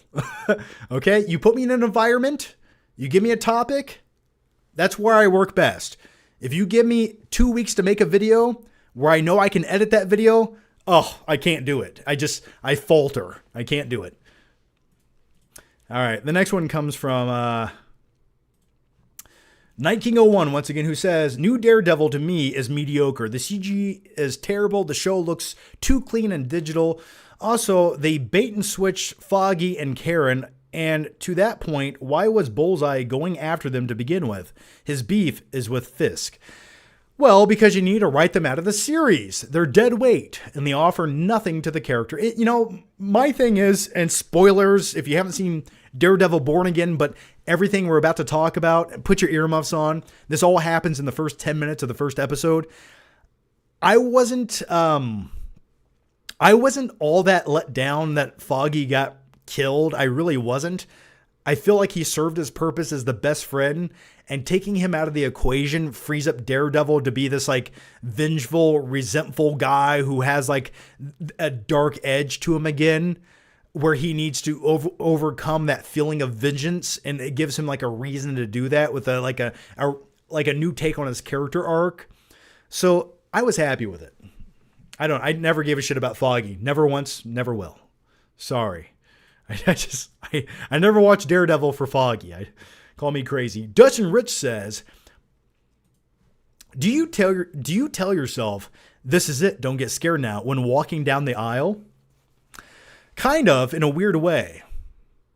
I kind of, in every situation where it's a bit anxiety driven and scary, and I'm nervous about it, I do literally have that internal dialogue with myself. I say, this is it, don't get scared now. Sometimes I do. I think that's the best advice I can give all of you watching right now. Also, I will tell you one other thing I always tell myself in a chaotic situation where you're sort of paralyzed with fear, but you got to make a move. There's a scene in the Nicolas Cage movie, Gone in 60 Seconds. And right at the climax of the movie, where he has the Shelby Cobra Mustang, and he's on the bridge, and there's a truck parked off to the side, broke down, that has like a ramp on the back of it. He's like, he says this to himself. He goes, "Oh, why not?" And he drives up the ramp and jumps over it. And I always tell myself that same line. I always go, "Oh, why not?" And I usually do something I later regret, but nevertheless, at least I did it. All right, the next one comes from Chris Solomu, who says, and by the way, Chris has been a member for 48 glorious, magical, mystical months. And I thank you for that. So thank you, Chris. Do you feel YouTube is currently paying more than your full-time job? Oh, no, it is not. YouTube is paying me less than it ever has. And the thing is on YouTube, the thing with YouTube is when you take a break from YouTube, the algorithm punishes you for a very, very long time. So my views on YouTube, and maybe you can blame the movies that I'm reviewing because there's not a lot of big blockbuster movies out that have a lot of name recognition to them right now. So views are a little bit low. But yeah, man, YouTube is so saturated where whatever the movie is, 3 weeks before it comes out, there's already 75 reviews on said movie. So it's impossible at this point on YouTube to be first. And the thing is, everyone is grasping at straws to make content. So people make videos on every minute bit of movie news that exists anywhere. So it's really hard to stand out on YouTube these days. So YouTube does not pay anywhere near as close as my full-time job. But I will tell you this, and I mean it when I say it. I don't hate my fucking life every day when I wake up. And at least I'm making something that people want to watch and experience. And even if my views are lower on some videos than others, at least thousands among thousands of people are still watching that thing that I created and listening to that opinion that I gave. And yeah, I might make a few bucks on it or, what have you. But at least I have pride in what I'm doing, and the people coming back time after time give a shit. So to me, that is almost priceless. Now, with all that said, do I wish YouTube was paying more and the views would go up? Yeah, but we'll get there. And what I like to call right now is a building phase, a transitional phase, if you will. There's a large portion of my audience that has never left me, and I do appreciate it so much. Trust me when I say that. But I have to capture back some of the people who have strayed off, if you will. So I think the trick is just being more consistent. And I'm really looking forward to blockbuster season this summer. And I think that's the time to really shine on YouTube and get those views, if you will. Because, at the end of the day, I truly don't care if my videos get a ton of views. But at the same time, to make a living on YouTube, you do need the views. And if you don't get the views, you don't get the sponsors and what have you. So it's sort of a catch-22. It's a symbiotic relationship. It all intertwines. But nevertheless, I'm going to keep on keeping on for now. So I hope that was a fulfilling answer to your question. But if you guys do want to help out, like I said, just watching the videos. And if you haven't watched the last two reviews over on the FlickPick channel, the link is down below to my main channel.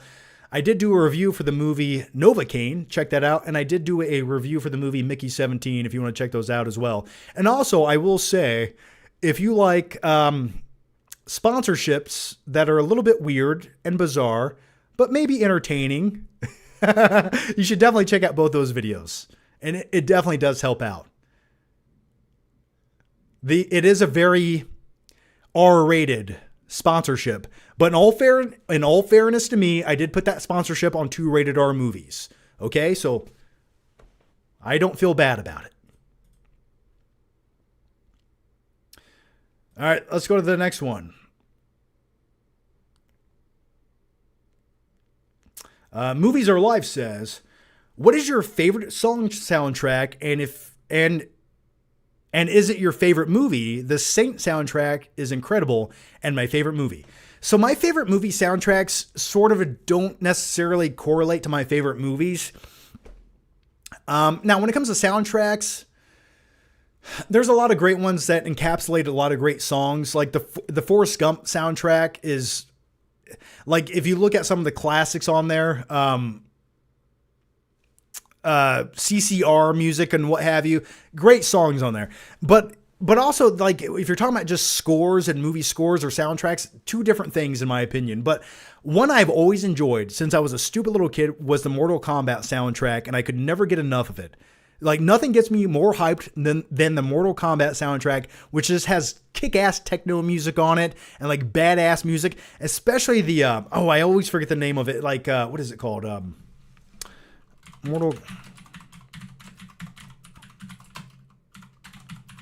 It's a scene in Mortal Kombat where Johnny Cage is fighting Scorpion. Here, let's play it. Give me a second.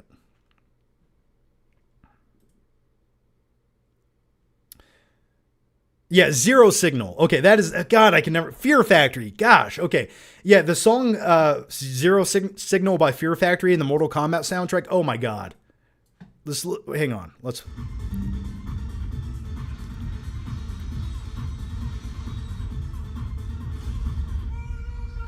Finish him! But that's not what I'm talking about. That. Can you hear it? Yeah, I love that shit. I love it. I'm talking about this scene right here. Let's I'll share my my screen there. Yeah, this scene right here. In Mortal Kombat, when Johnny Cage is fighting Scorpion and that song is playing in the background, nothing gets my testosterone higher than that. Every time, when I bought this movie on VHS, every time I would listen to it, I would literally just do super kicks in my room alone to this scene. Maybe you're the same way. Let me know down below. But nevertheless, quite enjoy it. But when it comes to other soundtracks, like, it just depends on the mood. If I'm just driving and it's nighttime and I want to really think about my life, I can listen to the soundtrack to Inception or Interstellar. But really, when it comes down to it, anything Hans Zimmer has always been great to me. Like I think the Dark Knight soundtrack, it actually isn't that great because I don't like the Joker's theme in it to listen to in a car. It's like too chaotic and not relaxing enough. I actually think The Dark Knight Rises has the better soundtrack to listen to. I'm not saying it's the better movie. I just think the soundtrack is better to it. What else? What's another great movie with a great soundtrack? I don't know. We'll just leave it there. I could go on all day about this, but all right, let's go to the next one here.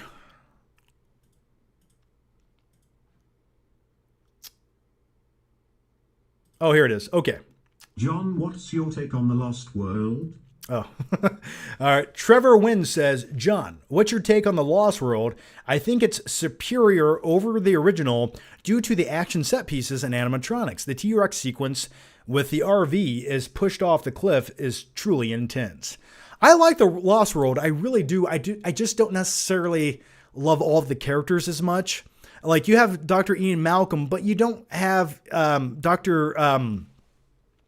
Grant. You don't have Sam Neill in the movie. You don't have Laura Dern in the movie. You don't have oh God, is it John Attenborough? Right? David Attenborough's brother? Anyway, you don't have all these characters in the lineup. And plus, I think the original Jurassic Park movie, it's unmatched. It really is.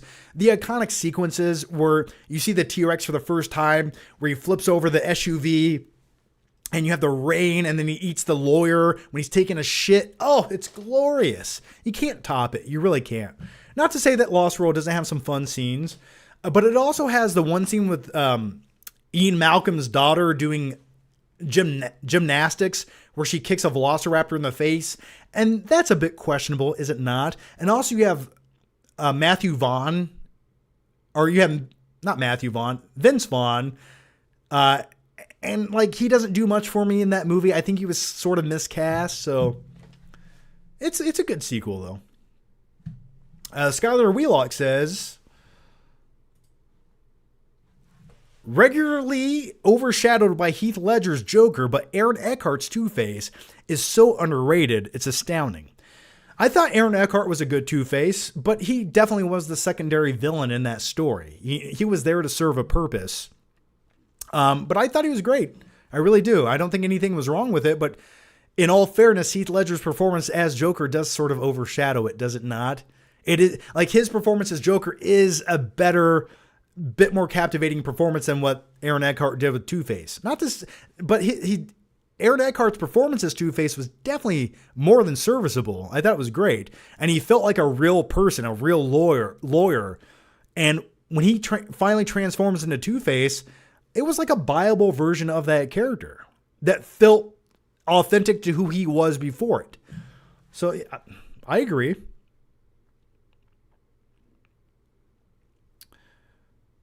All right. The next one comes from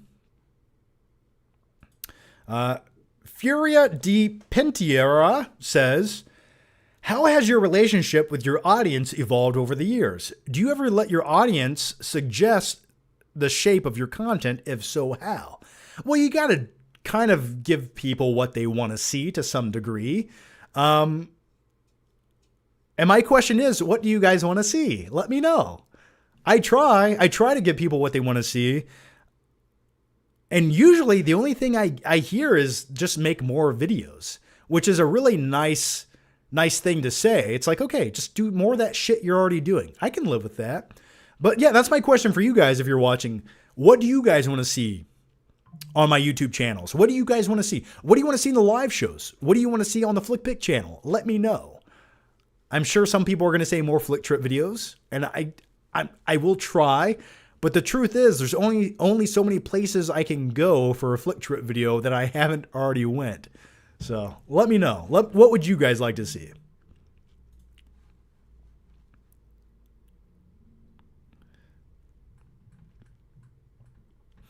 All right. Cosborn says, Maggie Gyllenhaal was miscast in my opinion. I don't think Maggie Gyllenhaal was miscast. You have to understand, they needed someone who sort of looked like Katie Holmes. And I think Maggie Gyllenhaal is a bit more authentic in the Nolan-verse of Batman than Katie Holmes was. Like, if anything, Katie Holmes was the weak point in Batman Begins. So I thought Maggie Gyllenhaal was way more than serviceable in the second movie. And plus she fucking dies, so who cares, right? She served her purpose. She died.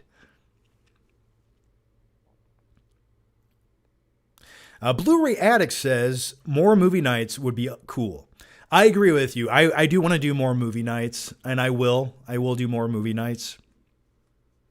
I agree with you. I will do more movie nights. That encapsulates what I really want to do on YouTube. I can talk about movies. I can make edited videos, but I can also have sort of a vloggy vibe. So I can do more movie nights for you.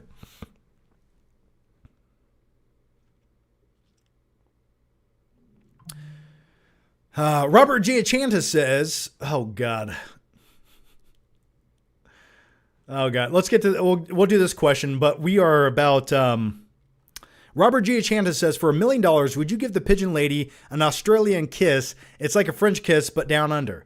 You have to understand, with that question, that's not just that. That is immediate death.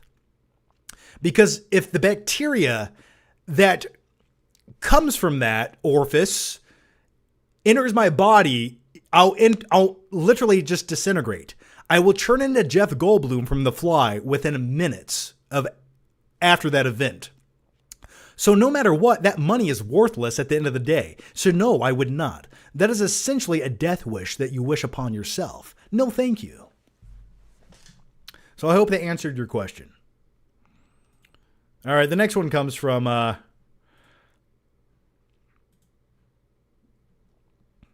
Hostman says, also collaborations. Hey, I do collaborations when I can. I do want to have an occasional host on the live shows. That would be my goal. It's just so hard to coordinate with anyone who does YouTube videos. Sometimes it really is. And then it's almost more effort to like combine forces than it would be just to do it by yourself. And also, I'm sort of the mindset that when I collaborate, I like to do it in person. I don't want to do it via Skype or something, so I don't like that. So, but I would like to do more collaborations. GF Hostman says, can you do a Flick Cave tour? I will do a tour video of the Flick Cave at some point. Roger something says, who is also a member, so thanks, Roger. Maybe try to do flick trips in areas you don't know. Like when you drive 4 hours to see a movie, look at places around there to go look for movies. Just an idea. And that's a great idea, and I have done things like that in the past. But that's not a bad idea. Maybe when I go to Columbus this Tuesday, because it is a 3-hour drive to go watch Snow White 2 days early, but that's a sacrifice I'm willing to make for all of you. Maybe I can find a few places in Columbus that I can do a flick trip at. And maybe the flick trip will be to go see Cinderella. I'm 37 years old, and I drove 3 hours to see Cinderella. Don't judge me. That's the title of the video. So yeah, you're right. I could do that.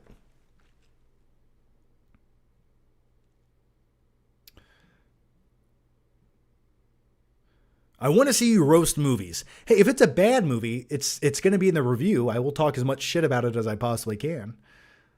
A Blu-ray collection update video. I could probably do one of those with my 4K movies. I would probably just do an updated version of that rather than talk about all my old Blu-rays again that you guys have seen 25 times over the years. Because I haven't bought any new Blu-ray movies, but I have bought a lot of new 4K movies. So maybe I can talk about that at some point. All right, let's go to the next one here.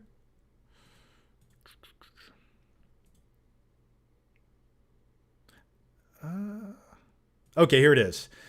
And I'm going to try to catch up on the questions as quick as I can. I'm sorry, you guys have good questions, so I'm trying to give you good answers, okay? All right? All right, here it is. Andy Kumar says, is Jeremy Johns a millionaire? I don't understand YouTube creator math. What does 1 million subscribers equate to in dollar bills? He's probably doing very well. I mean, the thing is, that dude has been consistent nonstop since I started doing YouTube. He does not miss a beat. So I'm sure he's doing very well. And it's not always necessarily about subscribers, though that does help. It's really about the views. You know, it doesn't matter if you have 50,000 subscribers. As long as your videos are getting hundreds of thousands of views, you're good to go. Trust me. Ches says, Johnny boy, so we're following porn stars on Insta now. My dog. I hope Nikki approves of your bad decisions. Love your content. Big fan. Who do I follow on Instagram that's a porn star? I don't think I follow any porn stars on Instagram. Not that I know of. You didn't even name drop? I don't know who that is. I really don't. And unfollow. What are you talking about? I really don't know who you're talking about on this. I don't think I follow any porn stars. I mean, isn't like 80% of the population a porn star now, technically speaking, if you have an OnlyFans? I don't know. I don't know. I don't know who you're referring to. I will neither confirm nor deny it. I'm not ashamed of my actions, but if I do, maybe there's a good reason. Let me know. Okay. The next one comes from Furia Di Pantia, who says, what is the biggest challenge you faced as a YouTube creator? How did you adapt when YouTube's algorithm or trends shifted? Oh, I just go into a manic state of depression where I'm like, fuck this. I'm not making YouTube videos anymore. I literally remember back in 2016, and I can tell you for an exact date and time, I can go back and find the videos. There was a day where YouTube clicked a button and the algorithm literally shifted. I would go from making a video that would get a good amount of views and subscribers no matter what. And then for about 2 years after that, every time I made a video, no matter if it was the video I knew people would want to watch, I would lose subscribers. Every video, like clockwork, I would lose subscribers. And I feel like there was something in the algorithm that just shifted. And I still feel like that exists in the YouTube algorithm. For example, if you guys are subscribed to a channel And I feel like if you don't watch, for example, if I were to release 10 videos on this channel and you don't watch any of those 10 videos, at some point YouTube just unsubscribes you from my channel. It really does. That's how I feel about YouTube. So, but I remember that happened back in 2016 and it lasted forever. The YouTube algorithm is always shifting and changing. The thing is, every time YouTube does something good that benefits a YouTube creator, like you can now edit videos that are already published. That is mind-boggling. Going back 10 years ago, that would have been so useful. There are so many little things you can do with your analytics and editing videos after the fact. It's awesome. Like YouTube Shorts, I think is a really good concept. I think that allows you to capture more people who would never take the time of day to watch your video if it was longer than 30 seconds. But with a YouTube Short, it just puts your video in front of people. Like they didn't have to go out of their way to get it. It's right in front of your face. So I think those are good ideas. But man, the algorithm, it's always shifting and changing. And the biggest detriment I think YouTube ever did was it never recommends videos anymore. Like it recommends videos that are already viral, that already have 1 million views. It recommends those, but those aren't the videos that need to be recommended. I think smaller videos should be recommended. And you don't always necessarily need to recommend a video that has 1 million views. Recommend a video that has 5,000 views or what have you. I don't know. Cosborn says you follow Johnny Sins, don't you? I mean, if I do, I didn't know, but Johnny Sins. I follow Lexington Steel, okay? Someone said Mia Khalifa. Oh, Ches says Cindy Landolt. Oh, hey, the thing is, I know Cindy Landolt. Now, she has an OnlyFans, and, you know, she's a nice lady. Maybe she's an escort on the side. That's my theory. But I actually met Cindy Landolt in person, hung out with her for a week, and went to her gym. And it was all by accident, I promise you. It was the weirdest story of my entire life. If you want to hear it, let me know. I will say this, though, when it comes to Instagram, sometimes I find myself following people I don't even know. And it's not even like famous people. It's people that are just normal people that have like 10 followers. And I'm like, how am I following this person? I don't remember doing it. Koba says, John, you should check out the Cleveland Fan Expo soon. Here this coming weekend, I'm going to be cosplaying as Deadpool. That's cool. I've went there a few times to the Cleveland Fan Expo. I have a video going there back in 2018. I went there a couple years ago with Sean Chandler and my buddy Austin Burke. We did a panel, a couple panels actually, which are up on YouTube. You can watch those. I've been there. I don't know if I'm going to make it back to it this time, but yeah, it's a good time. Okay, let's go to the next one here. And the next one comes from Jazzman, who says, Hey there, John. Alien 3 gets better with every rewatch. Nice and cynical, the alien doesn't get blasted out of an airlock, and the assembly cut adds a lot. Dude, I have a buddy who loves Alien 3. I have not rewatched Alien, the Fincher Alien movie, in a long, long time. So I can't even, like, crap on it whatsoever. I don't remember a lot about it. I remember it being gritty. I remember Sigourney Weaver shaving her head. I remember, like, the vibe was very radically different than off the hails of James Cameron's Aliens, but I should probably go back and revisit it. Maybe I will. All right, let's go to the next one here. But I know people who love Alien 3, so. Skylar Wheelock says, I was stuck behind a guy buying and scratching lottery tickets at the gas station earlier. This is a form of torture. I wanted to whack him in the back of the head with my soda. That is the worst. You get behind someone who's always buying cigarettes, scratch-off tickets, and lottery tickets, and they always have a lot of questions, and they're very, very particular on their scratch-off tickets. I'll get number 2, I'll get number 7, I'll get a 10, a 12, a 13, and a 27. No, not the 27, get me a 47. I swear to you, we all share the same life. These NPC characters exist in everyone's lives. Just when you thought your day couldn't get any worse, when you have somewhere you really need to be, the algorithm, the matrix that we all live in, puts one of these people in front of you. And that's when you just drop everything in your hands and walk out of the store.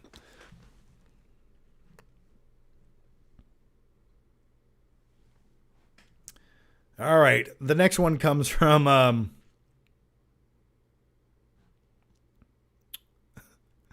right. The next one comes from... Furia de Pintia, once again, who says... How do you balance your personal life with all the demands of content creation? And where do you see your channel in the next 5 years? I don't even know what social media or life will look like in the next 5 years. I just live week by week. I shit you not. I make plans for the next week, maybe 2. And then, occasionally there's some big bullet points throughout life I kind of look forward to. But as far as like keeping up with all the trends of YouTube and TikTok and Instagram, it's exhausting. I think really I need to start doing more short form content, but it's hard to bring myself to do it because I feel like I excel in long form formats, especially like live streams. I can talk for 2.5 hours about nothing. I really can. But if you only give me 30 seconds to say something, it just feels so surface level to me. And maybe I need to get better at that, but I do need to make more short form videos because I know the attention span of society is dwindling day by day. And I know if I really want to get famous on social media, TikTok is the place to go. But I don't know. I just can't really get into it for some odd reason. What was the next part of your question here? Oh, and as far as like content creation... I don't know. I try to make the videos I want to make. Like that's really what I try to do. So, the one thing that drives me crazy and I just can't do it. It's like all the topical trending sounds that people make videos for. For example, there are videos that have like 9 million views where all they did is they took a popular sound bite and the person on the video isn't even saying anything. They're just pointing at something like this with a caption. And that pisses me off to my core. I hate it. I hate that kind of shit. You couldn't get away with that shit on YouTube. That wouldn't be captivating to your audience. The audience retention would be 0. No one would click on that video. That would be considered clickbait if you did it. But on social media, that's accepted. That's acceptable. You don't even say anything. And people just... The algorithm feeds it to them. That to me is... I don't know. That's where I feel like I'm truly a boomer at heart. I'm like, I don't comprehend it. What purpose did that serve? Am I the only one? Am I going crazy? I don't know. Have you seen any foreign films? Yes, I have seen a couple foreign films. One of my favorites is Old Boy.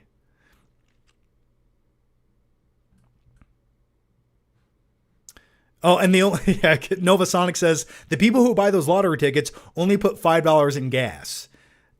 More like $4.99. Yeah. All right. The next one comes from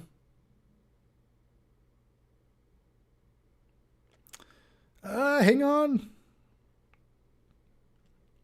Here we go. Okay. Levy Film says, if I ever make a movie, would you want a cameo in the role? If so, I'll contact you in the future. If not, I understand. It depends, man. How much time do I have to dedicate to this? What is the movie? What is the script? What is the story? I'm not opposed to it, but let me know. Can you come to me? Do I have to go there? What is the budget? I don't know. Hiram Lavinos says, do you watch AEW, and what do you think of Big Justice? I really don't get the appeal of wrestling.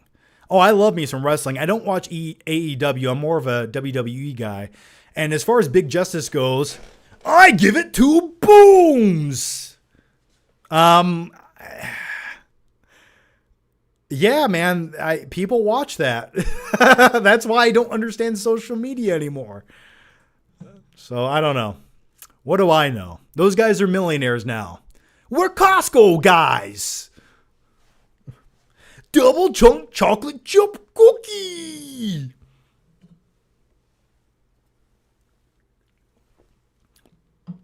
I don't get it. I've got diabetes. I don't know. But I do like the Rizzler. I'm not going to lie to you, okay?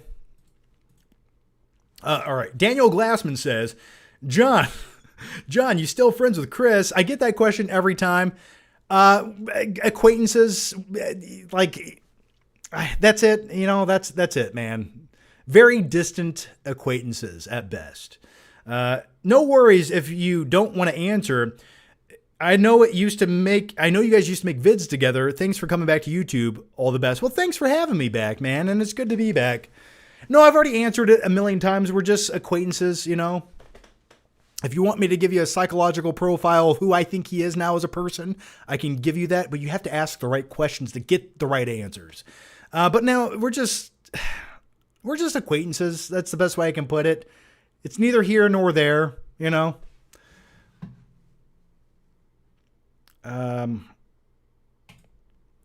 Sal says, what is a movie you want to see remade and why? Hey, listen, ever since 2015, when they crapped out that shitty Point Break remake, I would like to see a quality remake of Point Break. I really would. And if someone with the talents and the directing style of Joseph Kosinski, who directed Top Gun Maverick and the upcoming F1 movie, wanted to direct a Point Break remake, I would feel very, very good about that. And I think it all depends on the casting choices, who you cast as Bodhi and who you cast as Johnny Utah, you know? And maybe he's not even Johnny Utah. Change the names a little bit. Maybe you can have Keanu Reeves come back in some kind of capacity. Maybe he has a small role in the movie and he plays Johnny Utah, you know? I think you could do something with that. And especially with all the huge practical stunt sequences, if you had someone like Joseph Kosinski directing that, I think that would be a visceral, awesome, badass, adrenaline-inducing experience. So that's something I would like to see remade. I really would. Do you like Tropic Thunder? Oh, yeah, absolutely. I'm a dude playing a dude who's another dude. Absolutely. Can I tell you something about Tropic Thunder? The first time I saw the trailer for that, and maybe I wasn't paying very close attention, I did not know that was Robert Downey Jr. in blackface. I did not, I was like, who's that black actor? I didn't think twice about it. Maybe I shouldn't admit that, but that's the truth. Cosborn says Train to Busan. I have seen Train to Busan. I quite enjoyed it.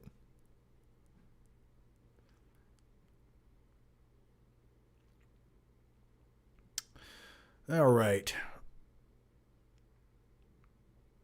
I mean, The Pianist is a foreign film, is it not?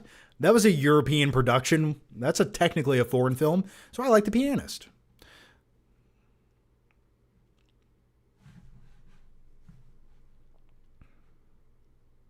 Lion Fan says, Ghost is disgusting, John.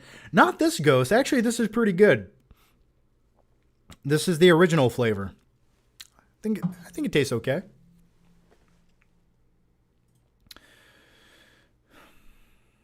All right, the next one comes from Dustin Rich, who says, which two 80s action movie characters would you like to see in a buddy cop movie, but one of them has to be RoboCop? Okay. Well, you got to go with RoboCop and Terminator, right?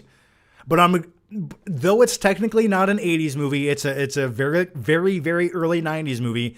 I want Arnold's Terminator from T2 Judgment Day, the friendly version. I don't think the original version would last very long with a RoboCop. We'll go with that.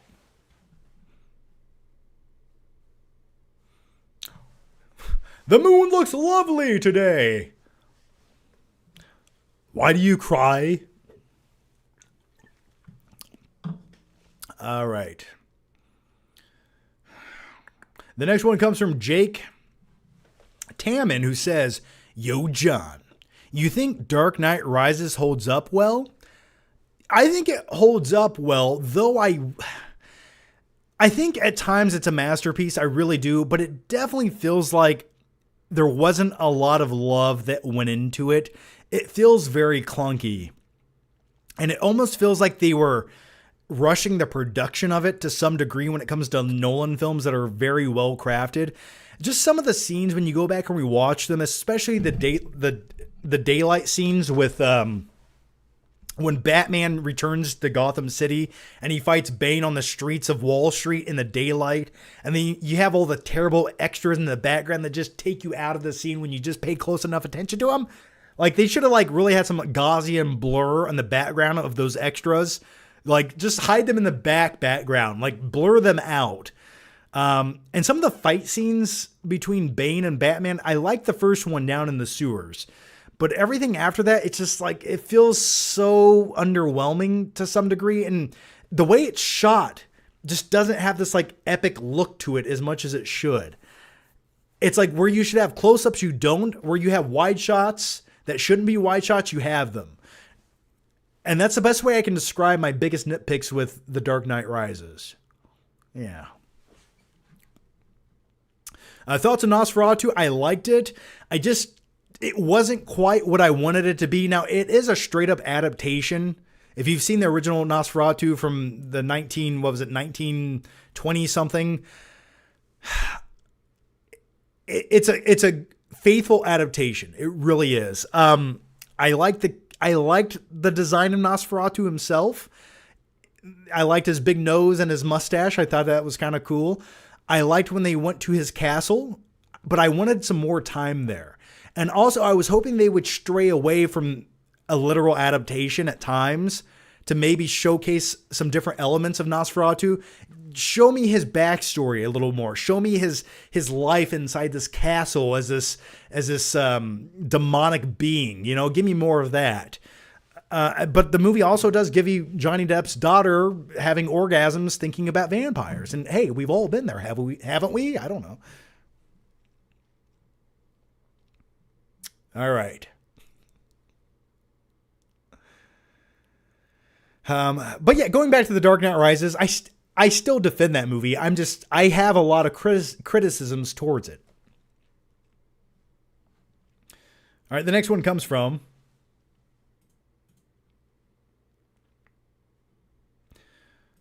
Hiriam Lavonis says, are you friends with Jeremy Johns? I've met Jeremy Johns once in 2012. We hung out for a day. We've sent a few DMs here and there over the years. But other than that, not really. I mean, I think he's sort of a loner in that regard, and he just does his own thing. So I wouldn't say I'm friends with him, but that's it. I don't know. Yeah. The last time I hung out with him was 13 years ago, man. So take that how you will. I watched him go into a Men's Warehouse, look at jackets, and that was it. And then I think we all got dinner together and went to a comedy show where he didn't laugh at the comedy show one time. Okay, Jason says, John, do you think AI is going to take over the world and make humans their slaves? Oh, at some point, that's inevitable, is it not? I mean, if technology gets smart enough, it's going to realize that humanity is pretty stupid. Is it not going to get to that point? And it's only going to need humanity for its own sole purpose of surviving and serving it. I don't know. So yeah, I think technically speaking, it has to get to that point. How do you stop it from, if it gets so intelligent to the point where we want that intelligence to make everyday life better, then there's going to be a caveat to that where there's a detriment. And also you can use AI in a negative way too. Like if you have ill intentions, you could program some AI to do unspeakable shit that could just ruin humanity. So what is the outcome here we're looking for? In my opinion, when it comes to technology, I think if we just stopped in 2015, we had everything we needed. We had the internet. We had computers. We had enough social media to the point where it wasn't disgusting yet. 2015 was the peak of humanity in my opinion. You could still live your life. You could still get on the internet. And I think that balance was perfect 10 years ago. Now it's sort of tilting in the wrong direction. those are my thoughts. All right. The next one comes from Robert Giachanta, who says, oh, we answered that earlier about the pigeon lady. All right.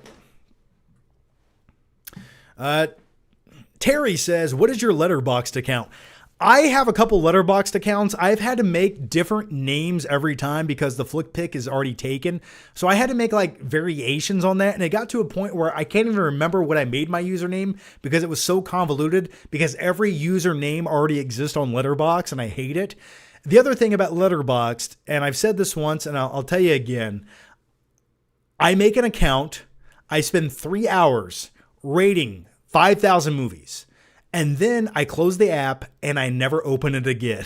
And I don't even remember what my username is. I know there's some other people that already have the name FlickPick. Most of those probably are not me. And I don't even use Letterboxd. And the thing is, I don't really see a purpose in using it other than maybe to categorize some movies I've seen. But making YouTube videos, I just share my thoughts on YouTube or on X or what have you. So that's where I'm going to put my thoughts out. It doesn't really make much sense to put it on Letterboxd. Larry Chu says, John, did you see the State Farm ad? Yes, I did. Let's check out the State Farm ad if for 1 second. And I have a lot to say about this. I'm glad you asked. Let's pull this thing up here. Okay, let's showcase the State Farm ad here. Come on. Why is it not showing up?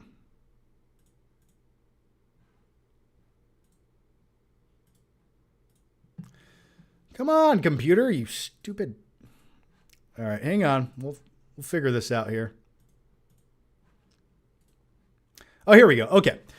So we got the State Farm ad here all pulled up. And if you guys didn't know, a couple of days ago, State Farm did, if I worked at the marketing department at State Farm and I wanted to make people like me as an insurance company, which is a very hard task to do, I would have done exactly what they did. As a guy who's a hardcore Batman fan, if you gave me $100 million to make this commercial, this is exactly what I would do. I would essentially just make a Batman short film and go, oh yeah, insurance.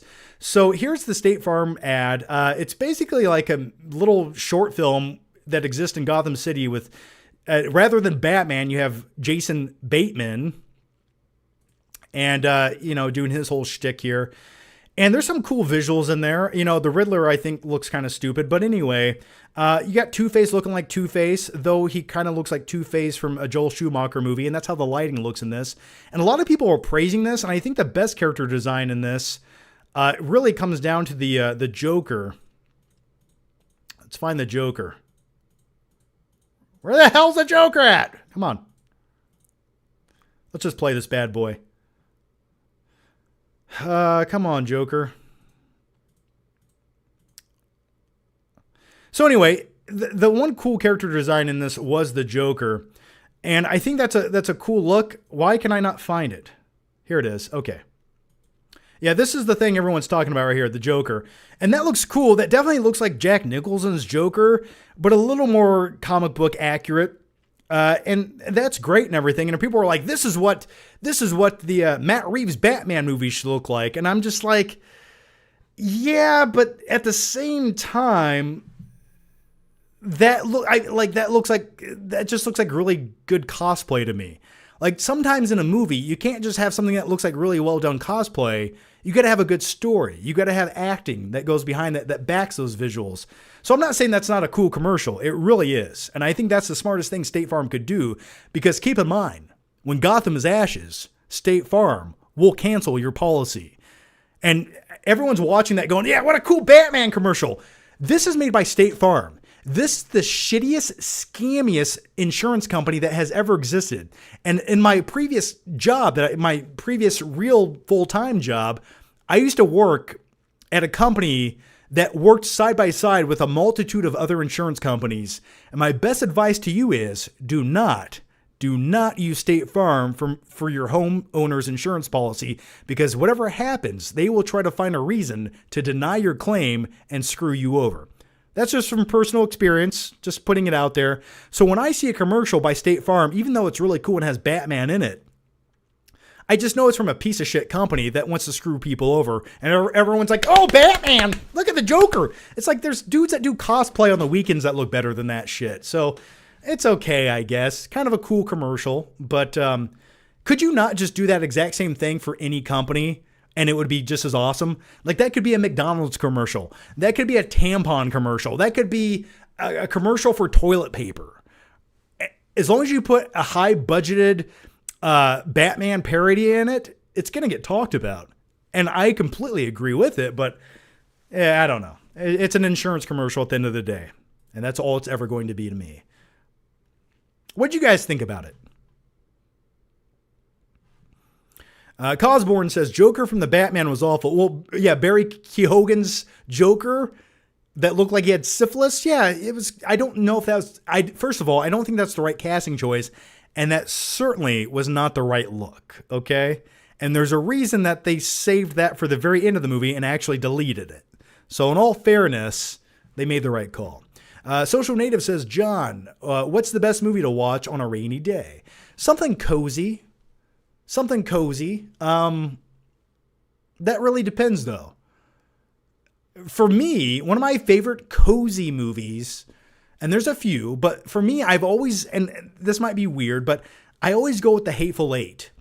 I know it's bloody, I know it's violent, but I love the coziness of all these characters stuck together in a cabin. I love it.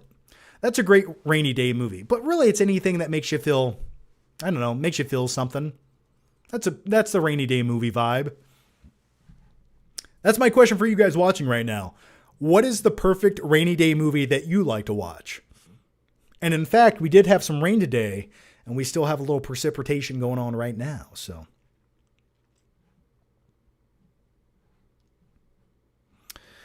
all right, let's go to the next one here. All right, the next one comes from,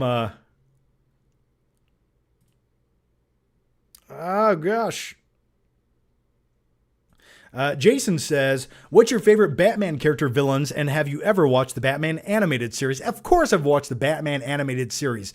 I lived for that. That was the reason I was alive as a child. That's the only thing I had to look forward to. And I was always so pissed off because that show would come on. I think it came on at like 3 o'clock or 3:30 or 4. It came on like right around the time you'd get home from school. But the thing is, I took the bus home from school every day. And if the bus was running late, I would miss part of that show. So I would always get so pissed off about that. So anyway, I always loved it. Some of my favorite villains from the Batman animated series, of course, I liked Mark Hamill as the Joker. I liked Bane in the show. I never liked Clayface in that show. He always just, ever since, even as a kid, I always thought he looked like a big turd. I liked the Mr. Freeze storyline in the Batman animated show, which really gave you more backstory on Mr. Freeze that we never really had before and made people give a shit about the character.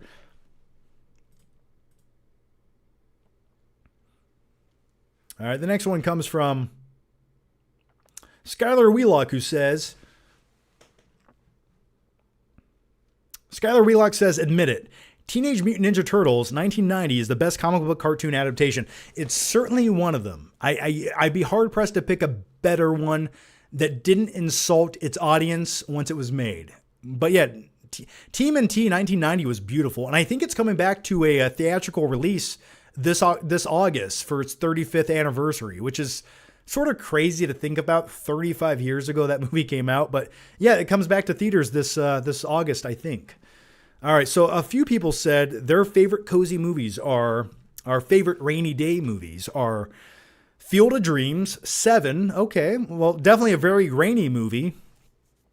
That also looks like it could have taken place in Gotham City. Drive, Garden State, Star Wars, Harry Potter, Lord of the Rings, Twister. I do agree Lord of the Rings is a great rainy day movie. Great wintertime movie, too.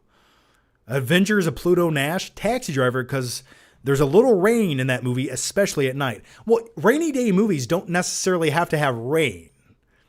They just have to be like this cozy movie that takes you to another place. You know, that's sort of the definition of a rainy day movie. You don't necessarily need literal rain in said movie. Koba says, no wonder State Farm denied their claims. They spent it all on the commercial. Yeah, I agree with you. The Sandlot. The Sandlot is a great rainy day movie and a perfect summertime movie as well. Ratatouille, yeah. Pride and Prejudice, okay. All right, the next one comes from... Oh gosh, let me catch up on these questions here. Sorry. All right. Jason says, if you had to spend the rest of your life in jail and could take any 5 movies with you to watch, what would they be? What would they be? Ooh, man, I'm going with Back to the Future. I count the trilogy as one movie. Sorry. I'm if I have to smuggle them inside of that jail in my anal cavity, I'll do it. But just hear me out for a second. So I'm going to take the Back to the Future trilogy.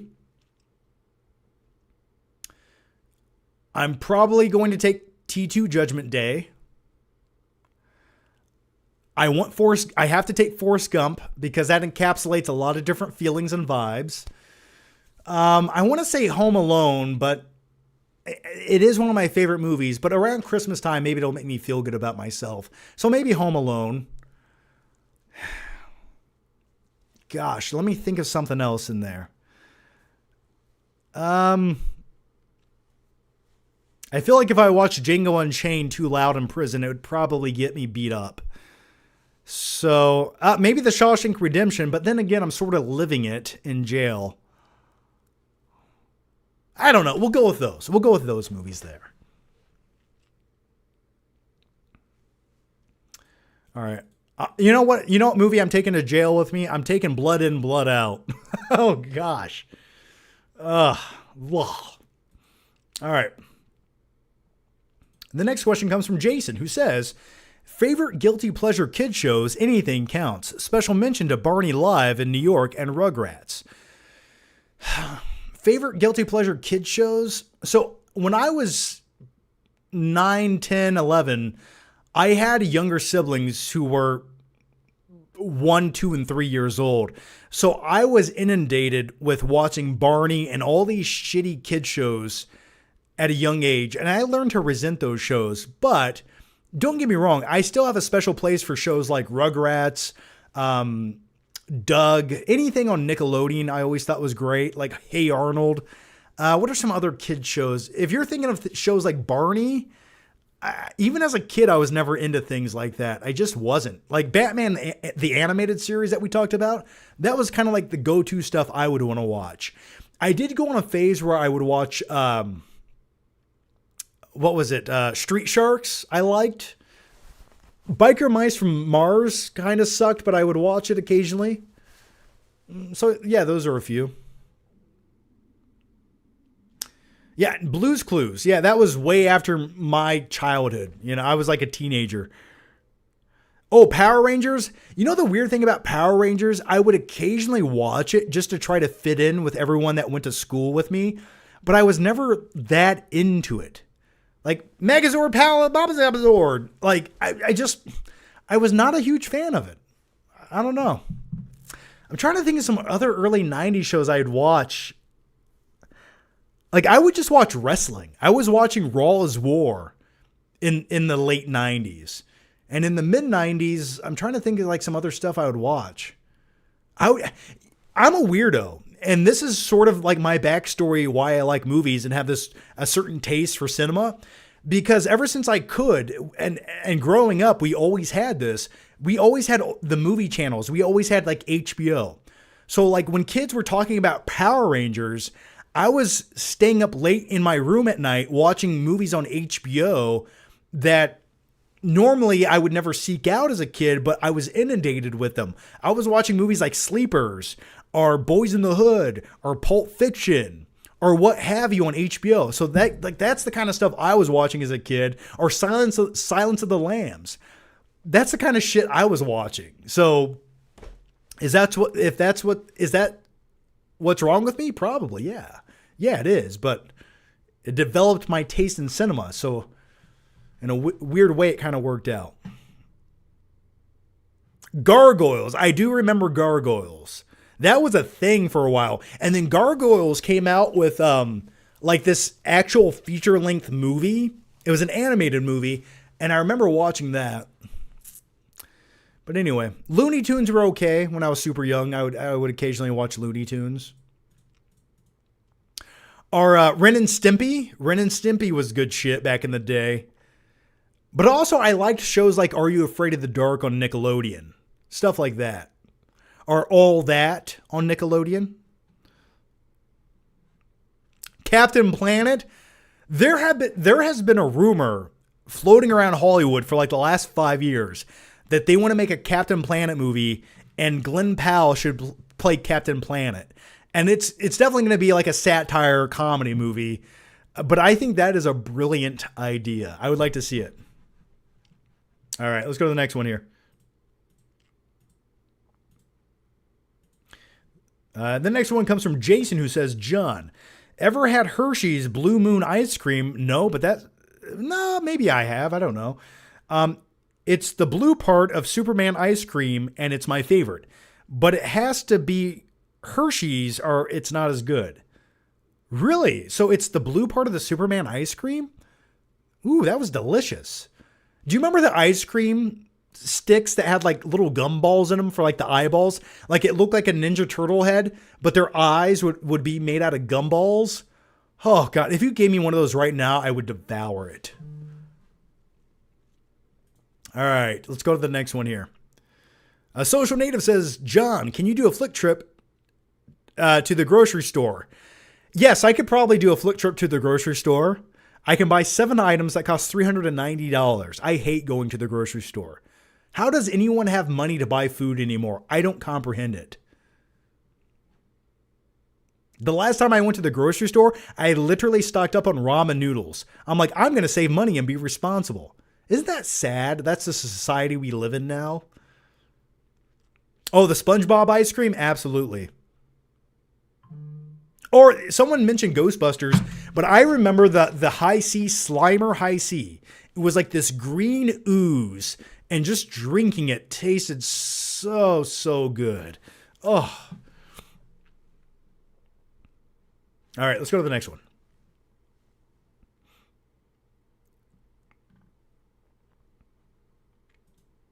All right. Robbie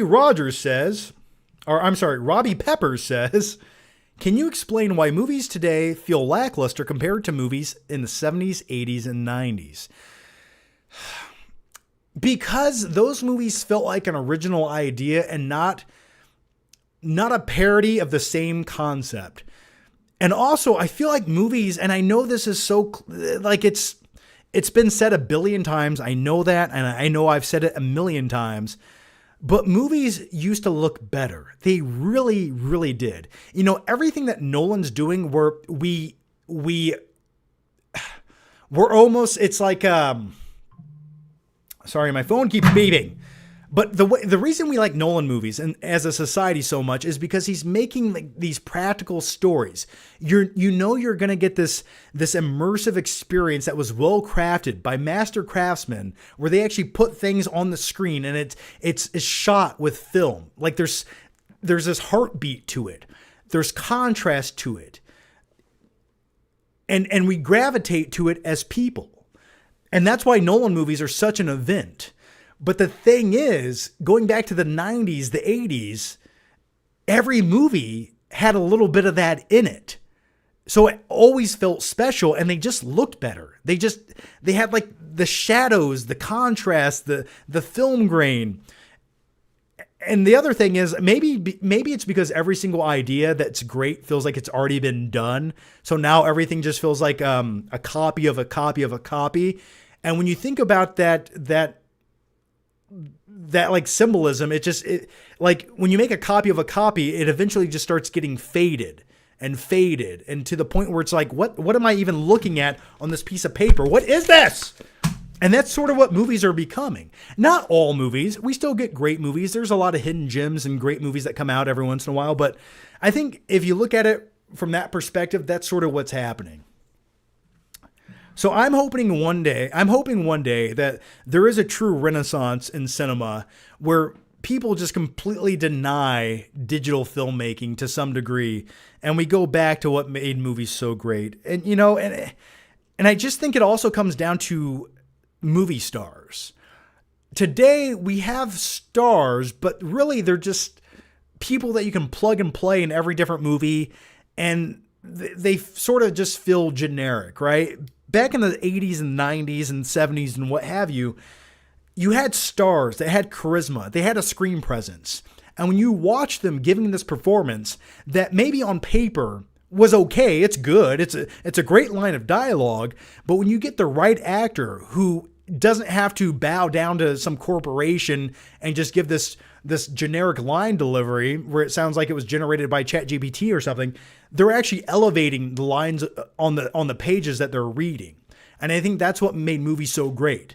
Like, go back and watch a movie like Scarface or something. Look at Al Pacino's take on that his performance. Because of him and his charisma, that's what makes it memorable and makes it stand out. So just little things like that. I'm sure there's a billion other ins and outs and what have yous, but that's my general take on it. All right, let's go to the next one.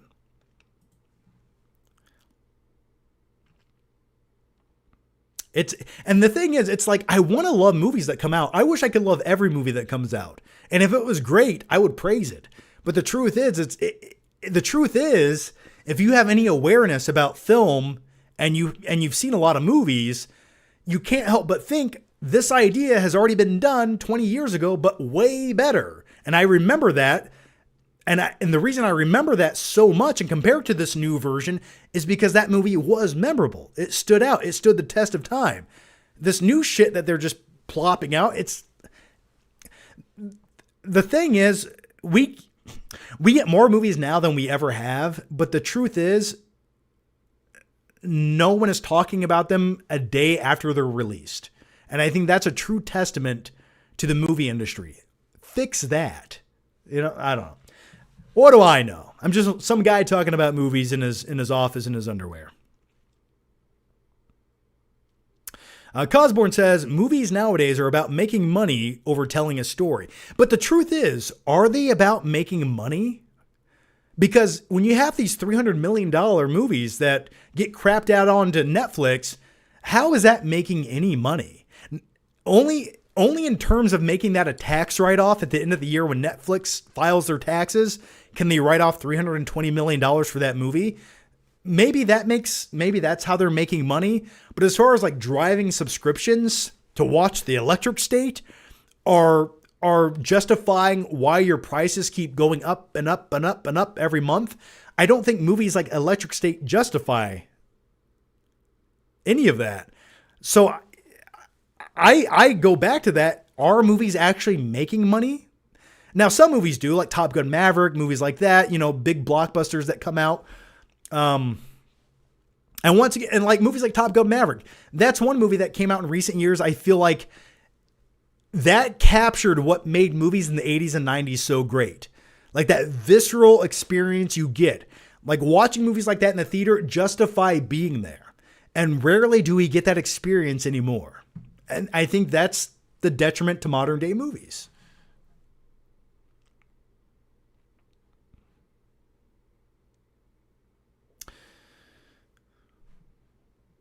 This weekend was the worst box office in about a year. Well, yeah, but we had a slew of like movies that had no name recognition attached to them coming out. Like Black Bag, okay. Like I just feel like that's a movie that was never going to do well at the box office. And plus, I think the marketing for the movie was really, really bad. It made it look like some generic spy espionage show you would watch on Apple TV or something. The other thing, you had Novocaine, which was a good time, but the biggest star attached to it was Jack Quaid. So, which I liked the movie. Go check out my review if you haven't already. And then we had, what else did we have come out this weekend? Oh, Mickey 17, which I was really looking forward to, and cool concept, great director. but kind of failed in execution by the halfway point, or at least for me, that's how I felt about it. So I think the box office will pick up in the next month or two, or at least hopefully it does. But then again, you have to blame the movies coming out. If they're simply not good, how can you be taken back by the fact that they're not making much money? It's like, yeah, no one wanted to pay a lot of money to go see a big steaming pile of shit. Doesn't that just make sense? So my question is, what great movie has come out that didn't perform very well at the box office? Share those movie titles down below. Let me read them. And by the way, thanks to all 290 of you watching right now. Thanks for joining into the live show. It does mean a lot. So let's continue on with the questions. And let me try to catch up here a little bit. And the next one comes from Skylar Wheelock, who says, Marvel Studios reportedly exploring the idea of adding an animated universe and characters in Avengers Doomsday. What are your thoughts on this? It would be similar to Space Jam and Who Framed Roger Rabbit. So you're actually saying their idea is to include live-action animated characters within the live-action universe. No, thank you. No. Let's not do that. That is too much. That would be jumping the shark. No, do not do that. Like, Roger Rabbit's great. Space Jam is great. But those didn't have 40 movies prior where they didn't include cartoon characters side by side their live action characters. So yeah, I don't want to watch the Looney Tunes team up with Thor to save the day. I don't know if that's a good idea. Is that just a rumor? I don't see that ever working out. Cosborn says, I think Oppenheimer was the last great movie I've seen. No, that was definitely worth the theater experience. And that goes back to Nolan, right? Minecraft will be $1 billion movie. It probably will. And as a dude who's never played Minecraft and could give a shit less about the movie Minecraft, and I think it looks like sort of a joke at best, I will see it. But yeah, it probably will make a lot of money.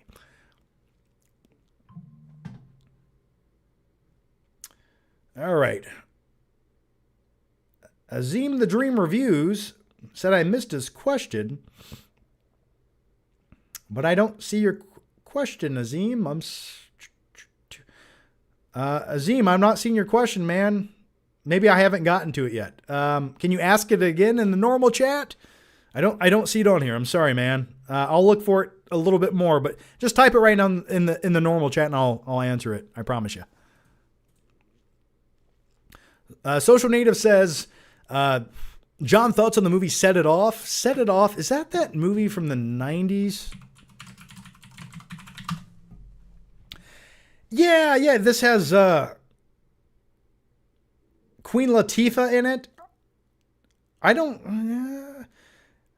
What year? Okay. F. Gary Gray directed it. Came out in what year? 1996. Definitely feels like a 96 movie. After being fired from her job as a bank teller, Frankie begins working as a... Yeah, I have seen this. I don't remember a lot about it. I remember the movie Money Talks with Katie Holmes. Sort of felt like a shittier version of this. Also, around the same time this movie came out, they had another movie where it was like an urban culture movie where they robbed banks. Was it called Ex-Presidents? Ex-Presidents movie? No, that was definitely not. No, that's called My Fellow Americans. Where's the Ex-Presidents movie?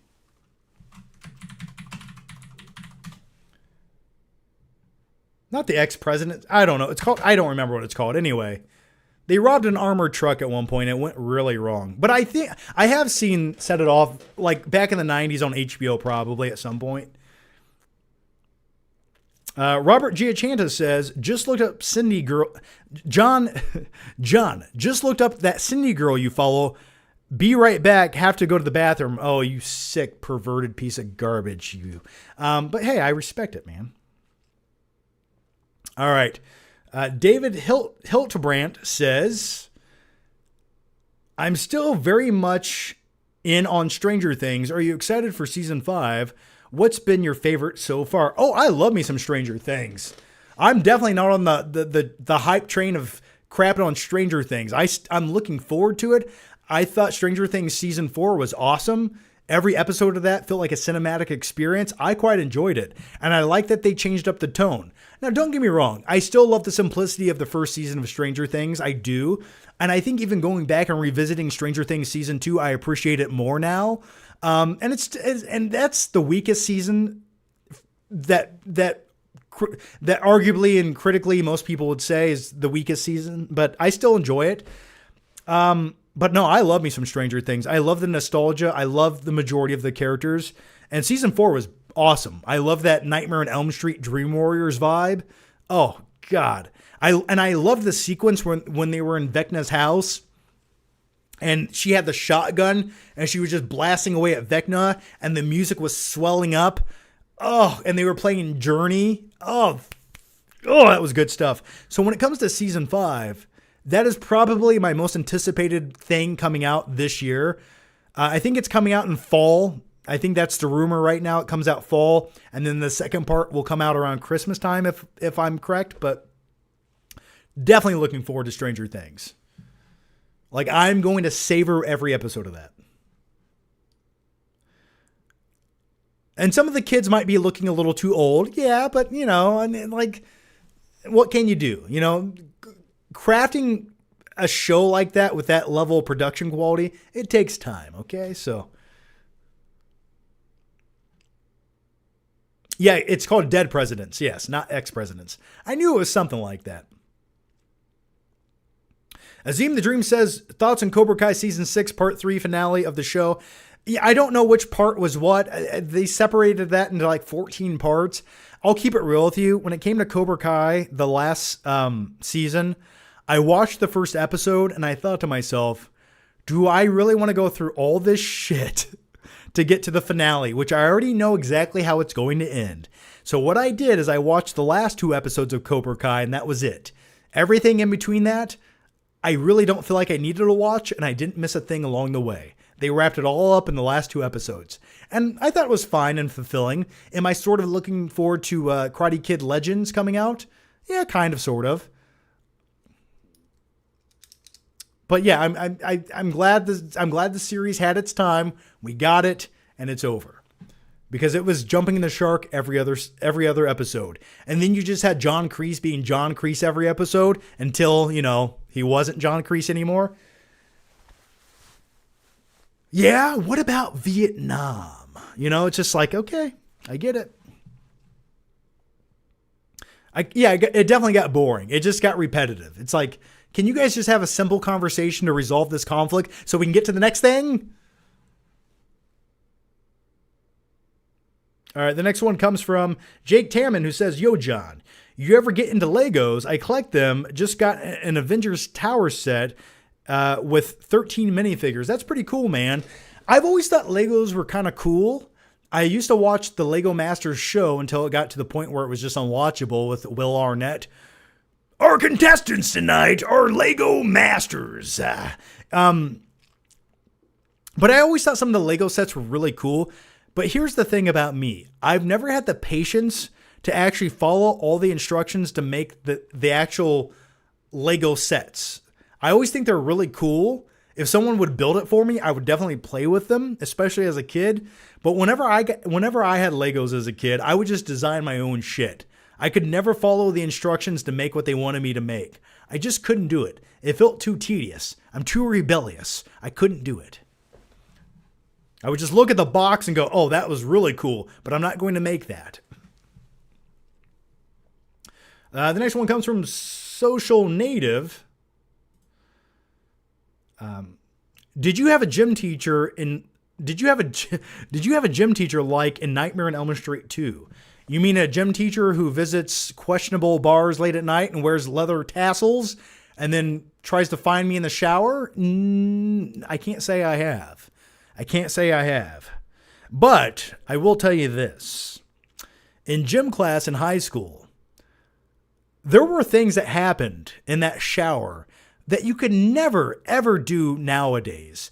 And I just feel like dudes back in the mid 2000s were just really comfortable with each other. And people would just talk. Just like wieners flinging about, just talk. We just talk to each other. And then some other weird things happened in the shower, like a slip and slide. And now listen, I'll tell you this story and I'll leave it here. I'll leave it right here.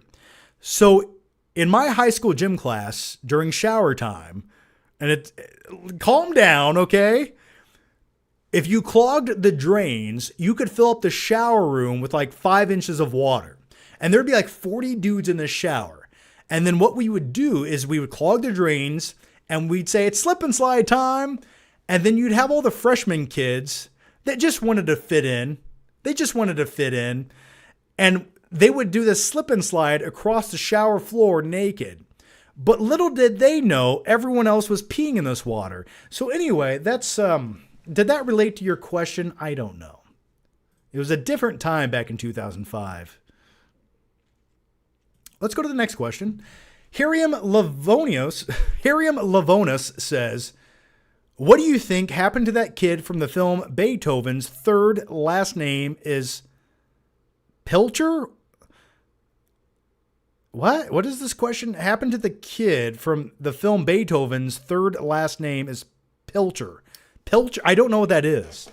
I don't remember anything about the Beethoven movies. I remember almost nothing about those movies. I remember kind of liking the first movie as a kid. Didn't they want to like take Beethoven and put him down? What a dark story. Like, hey, we just want to kill your dog. Wasn't that the subplot of Beethoven? Saying like he attacked somebody. And then the second movie became about like a real estate or something like that. Or they were at a lake house. That's what I remember about the Beethoven movies. James Norton says, is your jacket Iceman or Maverick? It's Maverick, man. From Top Gun. Josh B says, oh my. Shrek 1 or 2? Oh, I go Shrek 1 all day. Shrek 2 is okay, but Shrek 1 all day.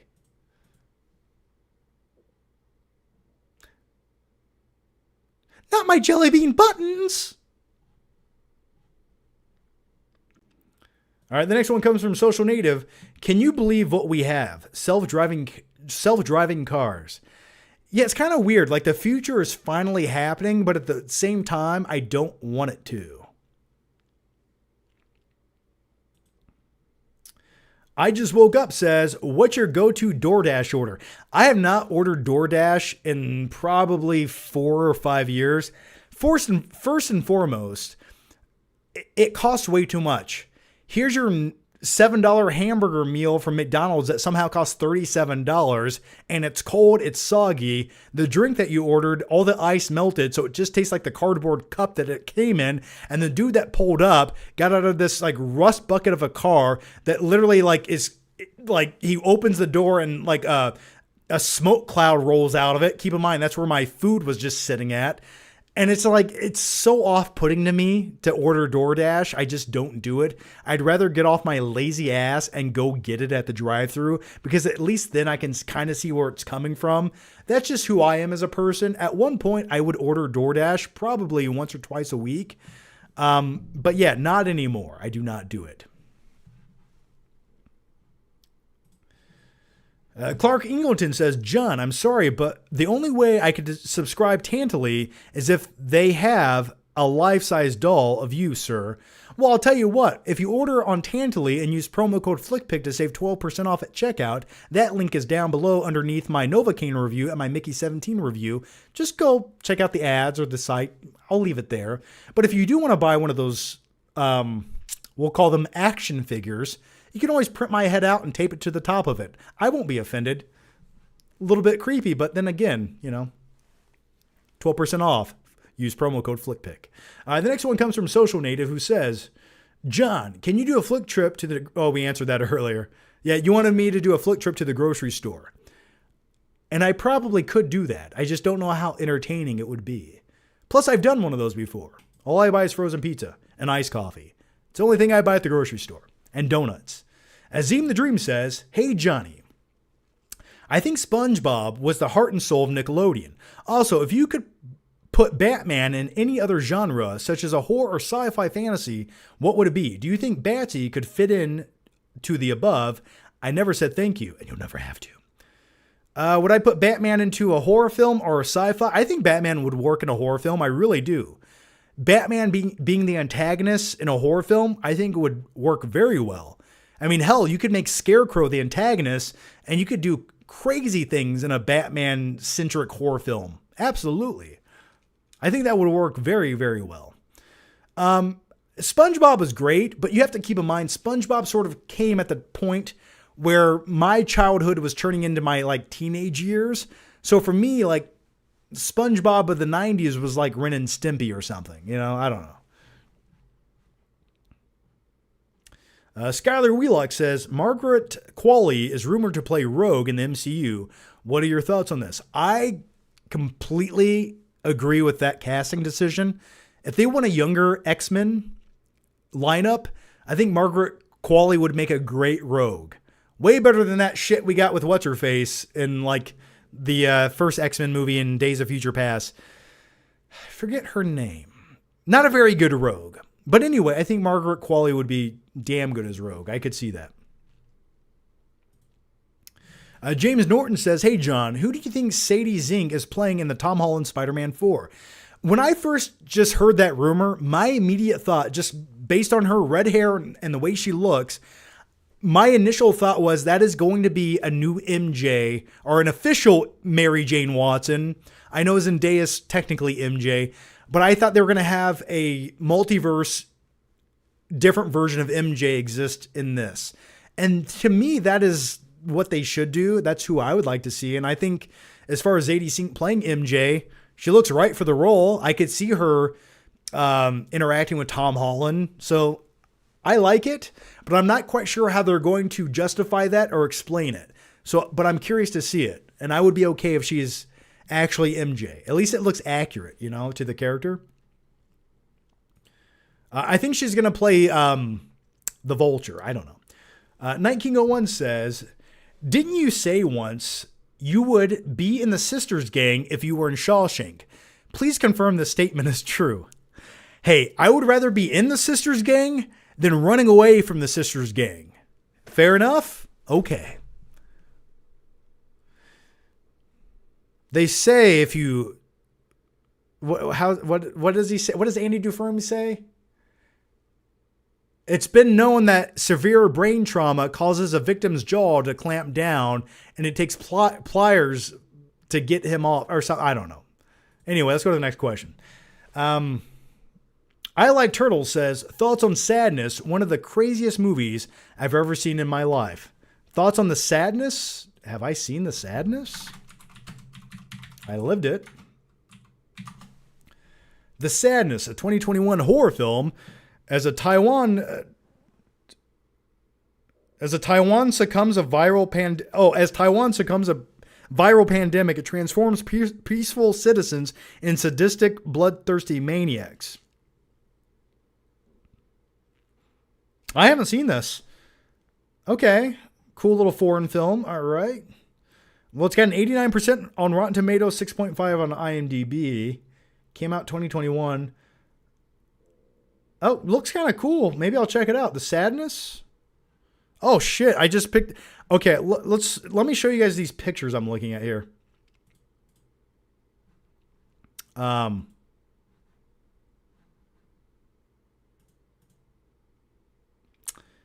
Well, anyway, I can't show you, but yeah, it looks pretty crazy and fucked up. Maybe I'll check it out. All right, the next one comes from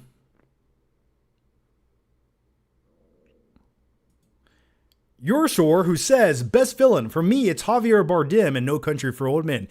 You felt actual dread and fear because you knew what he was capable of. So cold. Oh, Javier Bardem's character in Once Upon a Time in Hollywood. That's on No Country for Old Men. That's a perfect cat and mouse movie. He plays the perfect sociopath, and the fact that he has a cattle prod to murder people, and he just flips a coin. He's essentially like a Two-Face that exists in reality. I love that. I loved his character in that. Do you have any milk? I love it. But my favorite villain of all time, I always go to like Hannibal Lecter from Silence of the Lambs. I love a villain where you can almost enjoy watching them spew their ideological, how do I say this? When you listen, whenever a villain can captivate you and make you believe what they're saying just for a moment, or you can almost relate or understand where they're coming from, I think that encapsulates a perfect villain. You have to have some relatability there, just a little bit.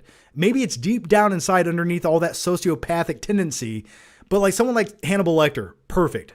Like they chew up the scenery, you can't take your eyes off of them. That to me is a perfect villain. Hannibal Lecter.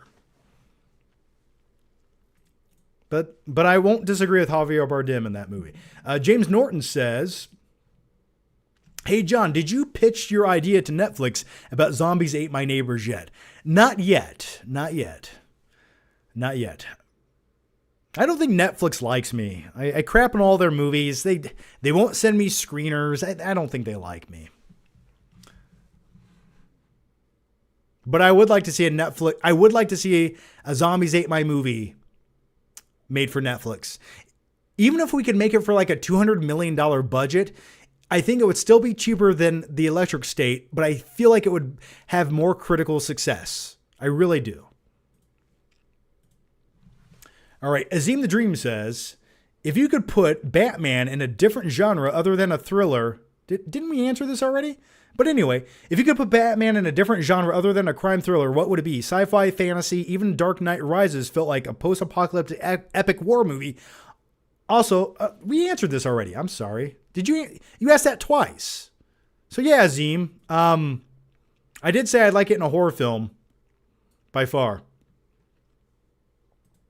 I just think you could make a really brooding gothic Batman that we haven't quite got yet. And then you could play some Prince music in the background to add a little levity to it. The next one comes from Social Native, who says, favorite Stone Cold memory from WWE, happy 316 day. Well, happy 316 day to all of you too. Yeah. Favorite Stone Cold memory? I always enjoyed when he drove the beer truck out and sprayed everyone in the ring, or just beat the shit out of Vince McMahon every chance he got. Those are some of my favorite Stone Cold memories. Trying to think if there's anything else that's not an obvious answer.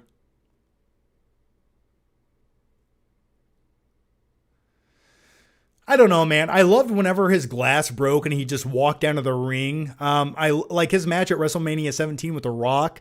Oh, beauty. Then he turned heel and it was like, kind of questionable after that. But Stone Cold, man, that was my dude back in the Attitude Era. Okay, the next one comes from Colin Maskhouse, who says, hey, Johnny, do you remember the tire Nazi? Oh, I vividly remember the tire Nazi. I have a video all about it. Someone just put a comment on that video the other day, and I liked it. If you don't know what the tire Nazi is, like 15 years ago on this channel, I made a vlog video.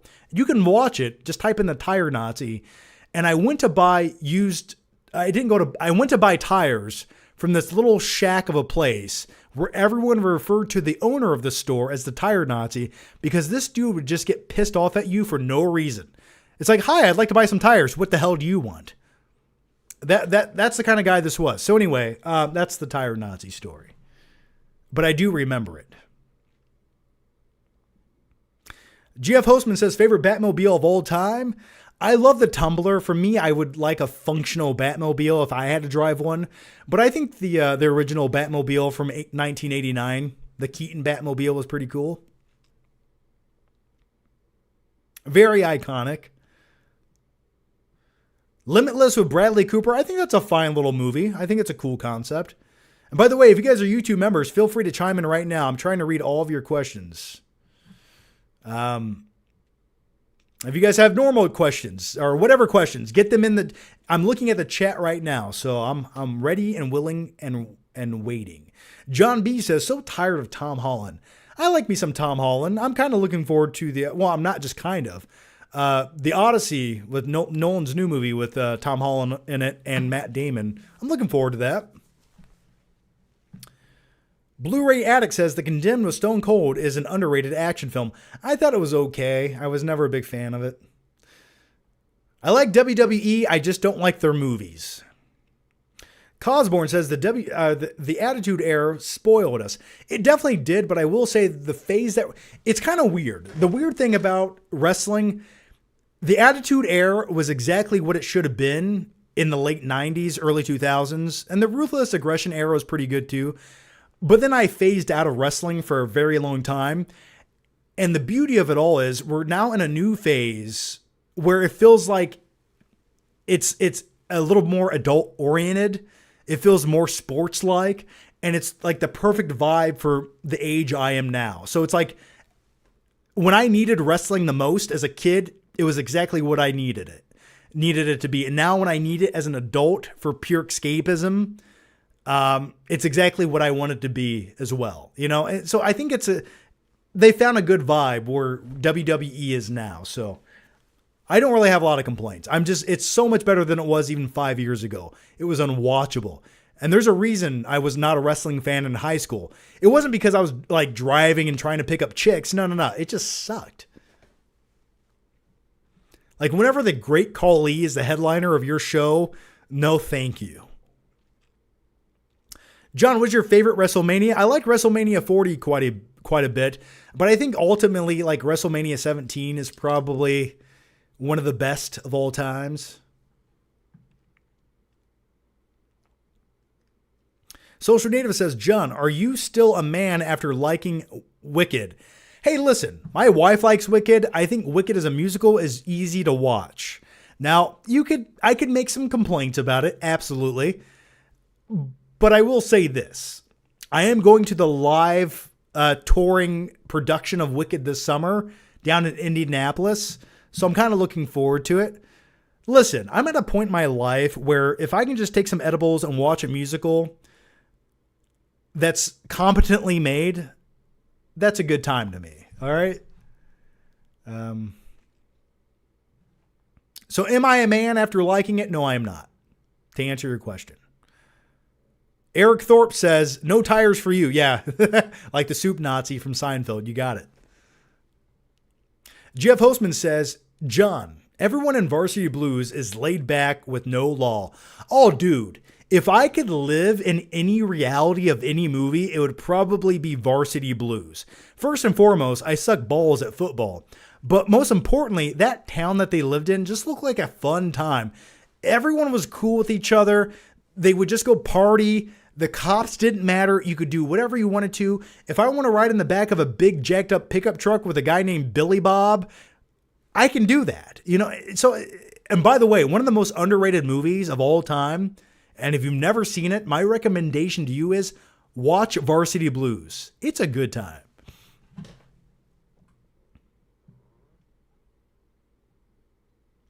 James Norton says, do you think Giancarlo Esposito would be a good Mr. Freeze?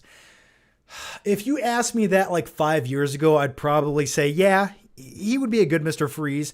Do I think that casting choice is a bit on the nose? I kind of do. I feel like he's just kind of played the same bad guy for the last 5 years. And good for him. You know, keep getting that paycheck, man. But I would like to see something else, something a little different. I just think that's such an obvious choice at this time.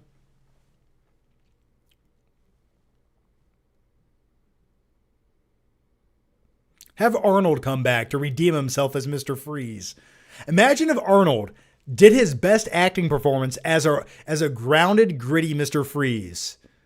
I know, that's a terrible idea. I know, it's terrible. But I'm trying to think who I would like to see as a Mr. Freeze. Who would make a good modern day Mr. Freeze?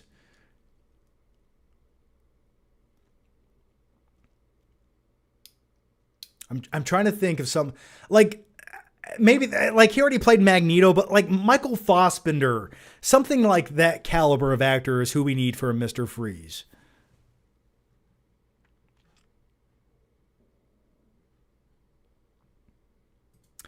Social Native says, Stuckman and John reunite will break the internet. Dude, he's just... I think he just doesn't want to... I think YouTube to him is like obligatory at this point. I really do. And as far as doing anything that would ever hurt his image, he just won't do it. It has to be so controlled and constricted. And I get it. I completely do. That's my observation on the situation. That'll probably never happen. It would, but then again, it would feel so stilted, wouldn't it? Hey, what are your thoughts on this movie? Oh, you didn't like it, so we can't talk about it? Okay. Burwolf Kothbursten. What the hell kind of name is that? I love it, man. That sounds like a Viking name or something. All right. Watch the Sadness trailer. I will watch it after the live show, I promise you. I have it noted down right here to watch it at some point. But I'm glad someone mentioned it. I do want to check it out. Bryan Cranston, I think, is a little too on the nose. Someone said Vanilla Ice. Vin Diesel. I don't think that's a good one.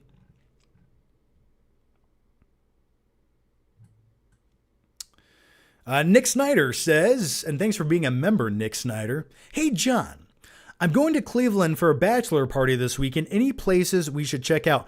The truth is, man, there's not, for me, a lot of, like when I lived near Cleveland, there wasn't much to do in Cleveland. That's the weird thing. There is like a little hangout spot in downtown Cleveland. It's like, it looks like an alleyway. There's a couple bars. There's a bowling alley. But outside of that, I couldn't give you a lot of advice on what to do in Cleveland. I was only there for like a year and a half, and I don't remember a lot of cool things I did in Cleveland itself. That's just, I'm sorry. I don't have anything else good to give you for it. I wish I had some better advice, but have fun on the bachelor party, man. I just went to one of those a couple weeks ago for a buddy of mine up in Michigan.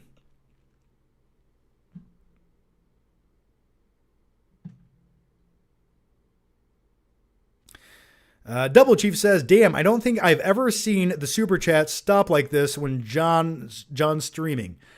Yeah, you guys are killing it. I don't know. Are you saying they're stopping or going? Because they keep going. I was an hour behind at one point. All right, the next one comes on. It's coming. Ah. All right. Get on with it, Chocolate Long John says. Can you respect me as a man? I respect all of you.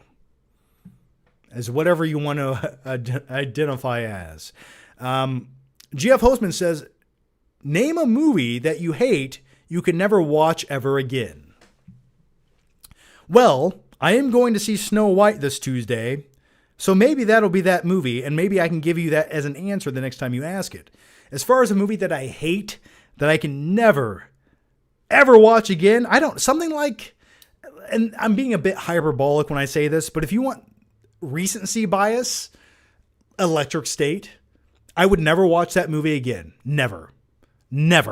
I don't even want to watch one clip of it. Like, it's just so boring to think about. It's 11 o'clock. Oh my God. We've been talking for 3 hours. I need to shut up. I have a frozen pizza in my freezer right now with my name on it, and I cannot wait to consume it. The only question I have to ask myself is, what movie do I want to watch tonight as I consume said pizza?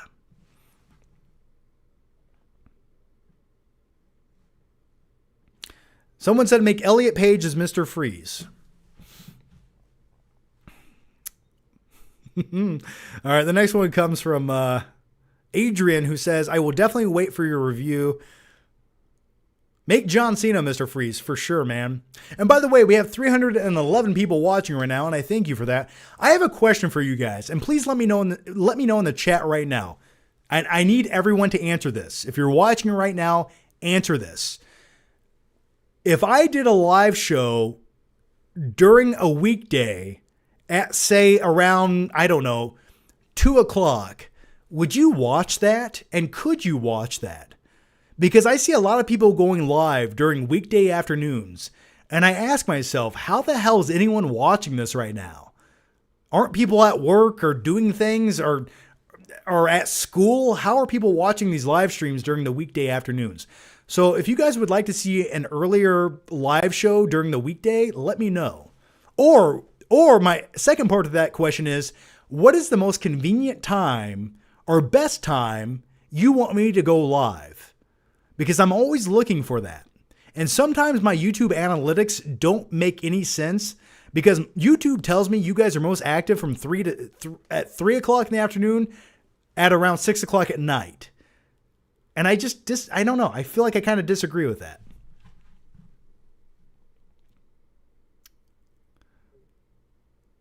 Okay, a lot of people are saying yes, yes, yes. I'm going to be in school. We'll have to multitask. Yes, possibly, absolutely. That would be different. I can't, but I can watch the replay. Yeah, I'm just trying to find the best time that everyone can join the live shows. That's what I'm looking for here. 5 would be cool. I feel like everyone's getting off work at 5 o'clock. Social Native says, John, what's a movie you're watching tonight with your pizza? I don't know. I started Avatar 2: The Way of Water the other day because I was sort of having a bad day and I wanted to watch something that just was bright and vivid and took me to a magical land where I watched 9-foot-tall blue alien creatures make love with their ponytails. So maybe I'll finish Avatar: The Way of Water. Or maybe I'll watch episode 2 of The Maid with Margaret Qualley tonight on Netflix. I'm not quite sure. I'm getting a lot of different answers on this. 12 midnight or 1 in the morning. This is good. Yeah, I felt like this was a good time. 68. Yeah, I try to do the live shows around 8 or 9. Keep it at night. Okay, I will. Most likely my live shows will always be at night because I'm a vampire of the darkness and that's when I come to life. But I just want to switch it up and try it out just once. So here's what I'm going to do, FYI. I might try a weekday live show at some point, and then next week on the FlickPick channel, I will do another live show over there because I've not done a live show on the FlickPick channel in probably like 4 years. It's been since the pandemic since I've done a live show, and this is where those live shows originated from. And then I moved them to my second channel. So look out next week for the live show on the FlickPick channel. Night always seems to get the most views. Weren't you married? Yes, I am married. I am married now. Yes, I am. We are always watching you, John. Always. Well, I hope you are with a close eye. And if you are watching right now, if you guys could give the video a like, it does help that stupid algorithm on YouTube. So let's stick it to the man. Let's stick it to corporate America. Let's show Google you're not afraid anymore. And if you can give the video a like, hopefully it'll help the video grow and expand and show up in your algorithm a little bit more often. So if you want to hang out more often than not, give the video a like or click the stupid bell notification or what have you, or just follow me on X on Instagram. And I also do announce the video there going before I go live. John's charm is he's not like other YouTubers. Is that my charm? Is that what it is? I don't know. I like to be personable. I like to be honest. I try to be witty. I try to be informative. But most importantly, well, that's it. Yeah, that's it. That's all I got. My charm is I'm not afraid. That's it. I don't care. I simply just do not care anymore. I'm some kind of abstraction, but there is no real me. There's an idea of a John Flickinger, but that's it.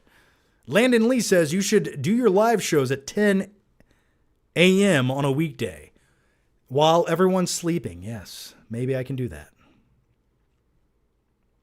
I have not seen the movie Kill Command. Are you excited for Tron Ares? I am excited, but the director of that movie, I looked at his filmography just the other day, and it didn't look like he's done anything like that got me that excited. I feel like Tron Ares will sort of be a bastardized version of Tron Legacy. It just feels like a less talented director with a less talented cast. And it has Jared Leto in it, which does not get me excited at all. We need people live to talk about movies. Absolutely. I miss Buff John. Do you, though? Do you really miss Buff John? I need to start going to the gym again. I will say that. Because I'm becoming fat, skinny John. We talked about Daredevil Born Again earlier. I liked it. I'm on episode 3. I like it, but there are some very boring moments. So I'm hoping it picks up the pace. You should say it's flick pick time. I want to say, you know what I wanted to start saying? Like, I don't know. Never mind.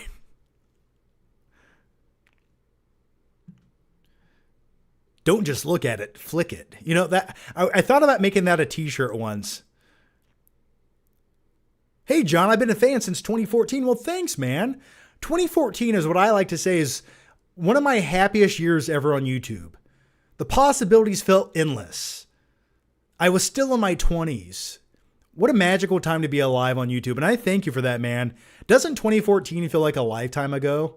It really does. John, are you watching Invincible? I have not watched Invincible. I know people love it. I have not got around to checking it out.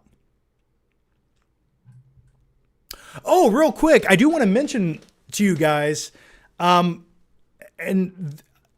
I don't think it's technically sponsored. I do want to mention to you guys, I will be in Los Angeles the first week of April. I'm going to this Sony Bravia home theater event.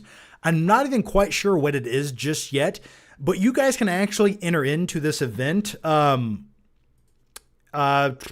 yeah, you can enter in to win plane tickets and a hotel and go to this event, you and a guest or whoever, your life partner, your soulmate, whoever you want to go to it with. But anyway, I shared the entry link on my Twitter account or X account a few days ago. So I just want you guys to have a chance to enter into this. I don't get anything for this or anything like this. I just thought you guys could enter in because I have a feeling that not a lot of people are entering into this contest. It's not like some nationwide thing that they're advertising. So anyway, if you scroll back to March 9th on my X account, can I share this? Yeah, here it is. Yeah, here it is. Okay. Right here. So if you scroll back to March 9th, I basically said I'll be at the Sony Bravia experience in LA on April 3rd. So if you click this link to enter in, you're entered in. You can win a free TV, a soundbar, all kinds of cool shit. So definitely check that out. I just want you guys to get some free stuff if you can. And I will be at that event in LA. So hopefully I see you there. John, do you still get fan mail? I do not currently have a P.O. box. I'm not opposed to doing it, but one day maybe I will. The only thing I didn't like about fan mail, and I thought it was cool, and it was always cool opening letters that you guys sent or wacky, crazy shit that you guys would send in. The thing is, a lot of it, like, I know this sounds so stupid, but all the boxes and all the other shit that I had to get rid of after every video just became a chore. Like I would literally fill up a garbage can with boxes and packing material and all kinds of random shit. And it just got kind of tedious to do. And like, I liked all the shit that you guys sent in. That was cool. And just some of the like little personal things you guys would attach were really awesome. But that's the reason I don't have a fan mail right now. But I'm not opposed to doing it at some point in the future. Hey, John, can you come to Michigan to visit? I mean, I only live 40 minutes away from Michigan. I don't know. All right, let's answer a few more questions here.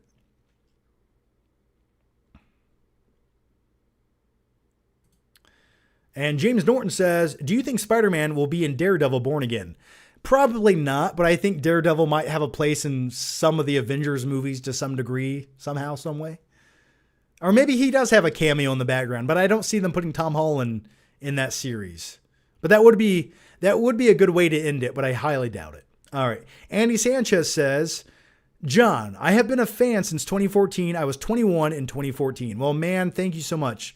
We did just talk about that a little bit ago. 2014 was the golden era for me on YouTube, and I miss it so much. I miss it. I feel like I could make any video I wanted to, and it just did well, you know? Good time to be alive. And hey, I've said this a million times and I'll say it again. If you guys have been sticking with me for the last 10 years, 2 months, 3 days, 7 minutes, what have you, thank you so much. I really do appreciate that. Aaron Papart says, big news, John. Peter Green from Pulp Fiction and The Mask called me yesterday to tell me my film got into his Las Vegas Film Festival. So excited, I will send you a 4K Blu-ray of the movie when it's released. Well, what's the movie called, man? Peter Green's the producer who killed someone, right?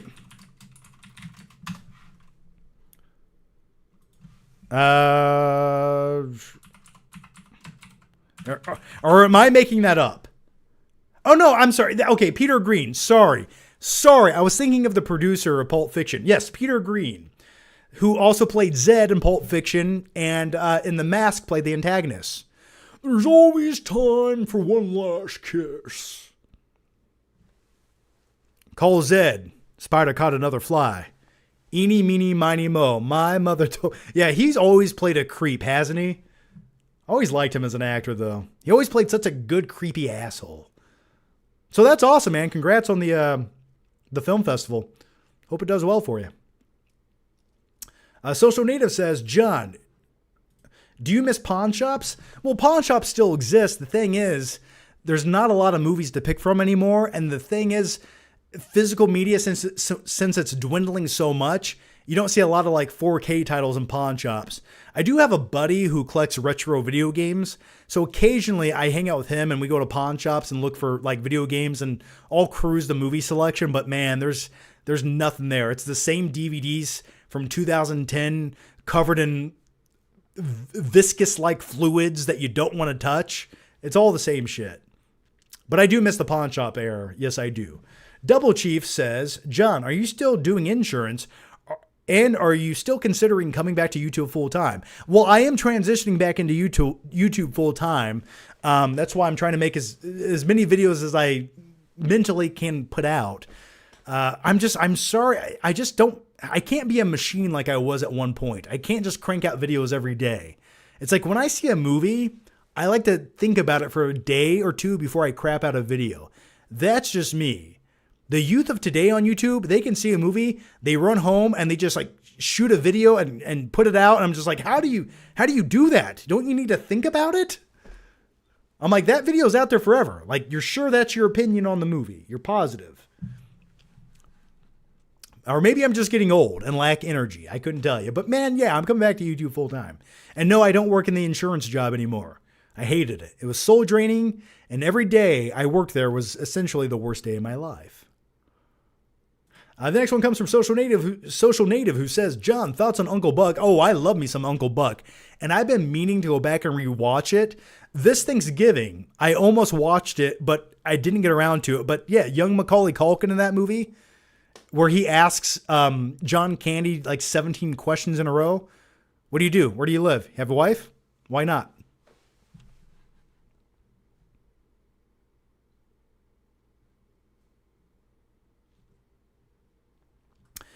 Yes, I did quit my insurance job. You know, financially speaking, was it the wisest choice? Maybe not, but you know, you only get to live once. So, Aaron Papart says, hey, John, my movie is called California Dreaming.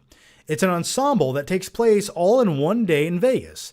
I feel it's right up your alley. Well, that sounds pretty cool, man. Why don't you send me a link on X or something? I'll check it out. Do you have a trailer? Is it on YouTube? Do you have a trailer? If you do, shout out to California Dreamin'. Check out the trailer on YouTube. If you don't have a trailer, that was such a wasted opportunity. But I hope it does well, man. Social Native says, John, do you ever play any sports? So last summer, I got into disc golf or frisbee golf, and I quite enjoy it. I'm not the greatest at it, but I did buy multiple discs, and a buddy of mine, we'd go out and play it occasionally, and it's a good time. We went to a park, though. There's a park in my town that is basically a gay hookup spot. So we're out there playing frisbee golf, and there's like cars lined up on the side of this road, and there's just like dudes in the cars together. And we walked by one of them and you just see a head bopping up and down. I'm like, oh, that's awesome. All right, let's play.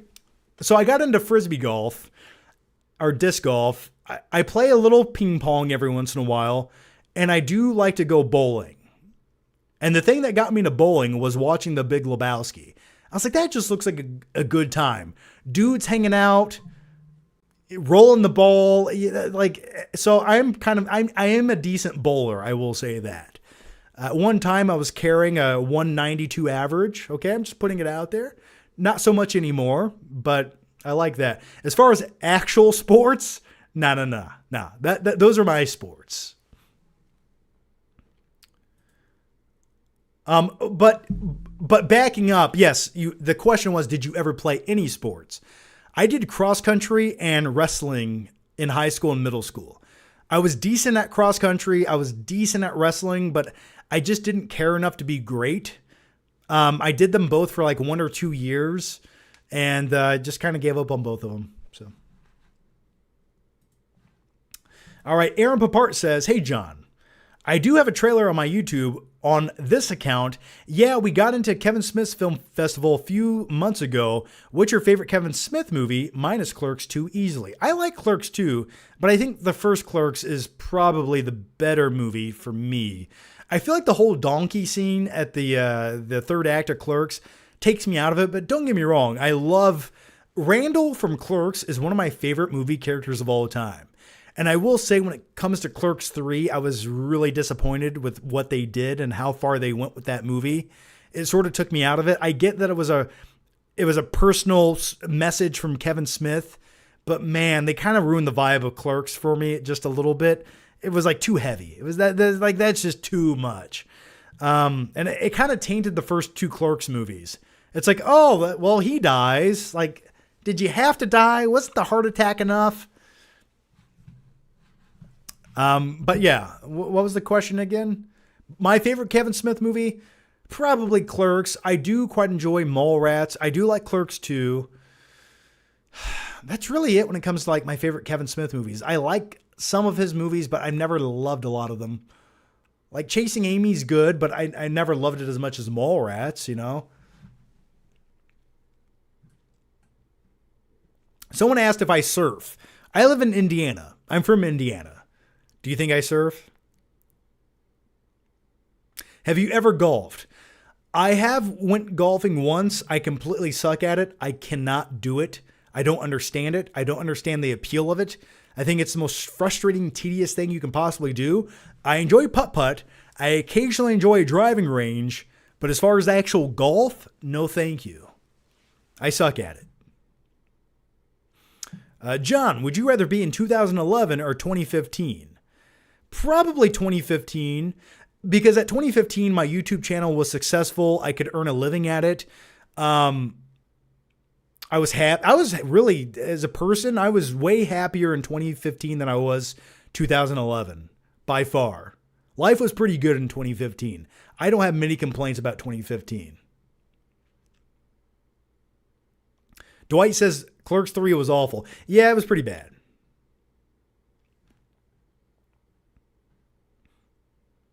Aaron Papart back again says, it still shocks me that Randall isn't in more movies. That guy is so funny and yet feels so real. Yeah, Jeff Anderson, that is a real dude. I like him and I love his performance in Clerks. That character, like I said, it speaks to me. It truly speaks to me. If there was anyone that I would find, if I could take any movie character and put them in reality and see myself being good friends with them, it's the character Randall. Like, you could see that, right? You could see me and a dude like Randall hanging out. Could you not? Talking about movies? I would love it. But Jeff Anderson, he's just one of those dudes who doesn't want to be in the Hollywood spotlight. So I get it. I think he wanted to direct movies, and I think he did direct something, but show your arms. There's my arms, man. I got a little bicep going on, but it's not like it used to be. Why did you leave YouTube? Because I had been doing it for so long, you know, after 12 years, 13 years on YouTube, you sort of feel like you said everything you want to say, and I just needed to step back and try something else. And the thing is, I wanted to know if I could do a real job. Could I be a real adult and do something besides YouTube? And I always questioned that. And the reason I wanted to prove it to myself was I didn't know if YouTube would last forever. And YouTube, there's so many ups and downs, and you're at the mercy of the algorithm and people watching your video. And are there going to be movies that people want to watch reviews on? So I'm not saying that social media won't be around forever. I just don't know if I can keep up with it, you know? So I wanted to do a normal job. That way I knew, worst case scenario, if YouTube sunk like the Titanic, and didn't exist anymore, that I would have a backup plan. And doing that job for a year and a half, it sort of proved to me that, okay, I can do this. I can be a normal person if I want to. But the question is, do I want to? And no, I do not. So I guess that's why I stepped away from YouTube. Sometimes in life, you need to reset yourself. And could I pump out videos day after day, week after week, and just be a talking head? Yes, I could do it. I could do it. But I've always told you guys this. When I make videos, it's because I want to make that video. It's because I don't want to be disingenuous. I want to give you a real opinion. And it's because I want to give you the most enthusiastic, fun version that I can give you of myself. And that's how I turn on this video camera and do it.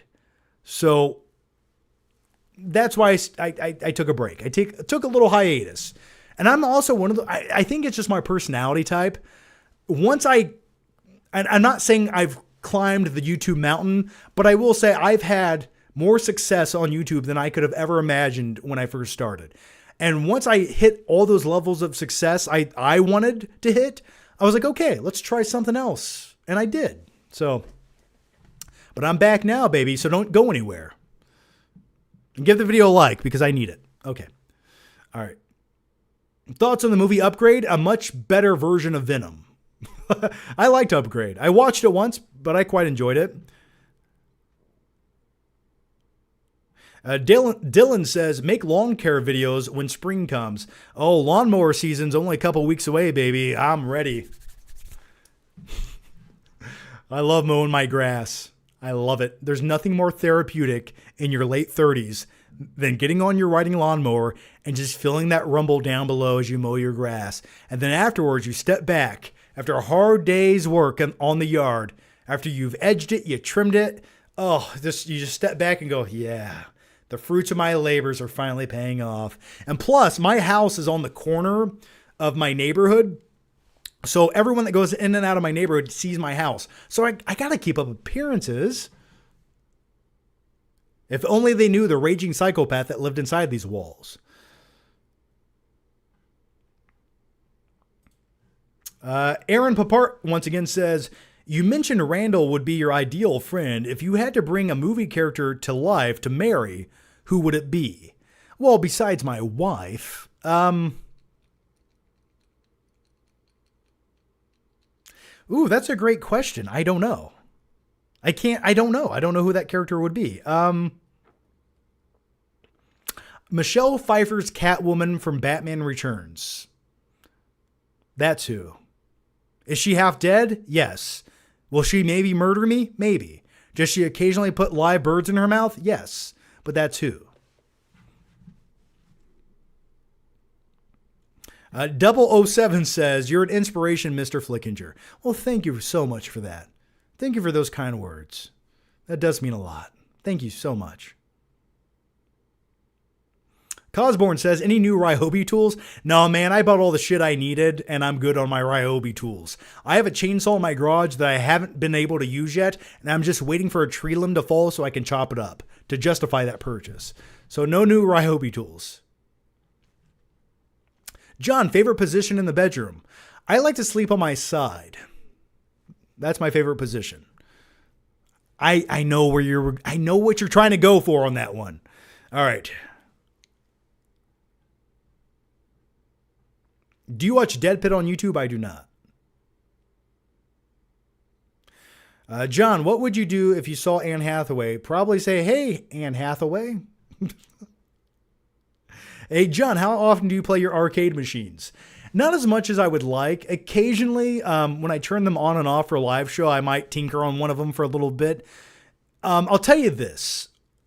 If I'm having a really, really bad day, and on those days, I do not look at social media. I don't want to interact with anyone. I just completely want to immerse myself into my happy place. I will probably play one of my arcade machines just because they're so pure and simplistic. They're almost therapeutic. And that is my best advice to you guys. Rather, if you want to watch a movie, if you're having a bad day, you're feeling down, sure, go watch a movie. But the other alternative to that is play some retro video games. Just go to your happy place and get rid of social media and put your phone down. So those are what those are for me. They're not only cool background props, but these are like therapeutic devices back here, okay? Are you looking forward to Andor? I was not a big fan of the first season. I thought the concept was okay, but it wasn't like this show that I found myself binging to get through, so not really. And the coolest thing about the first episode was like the prison concept of it. And outside of that, I don't care about the character Andor. I think he's sort of a boring character.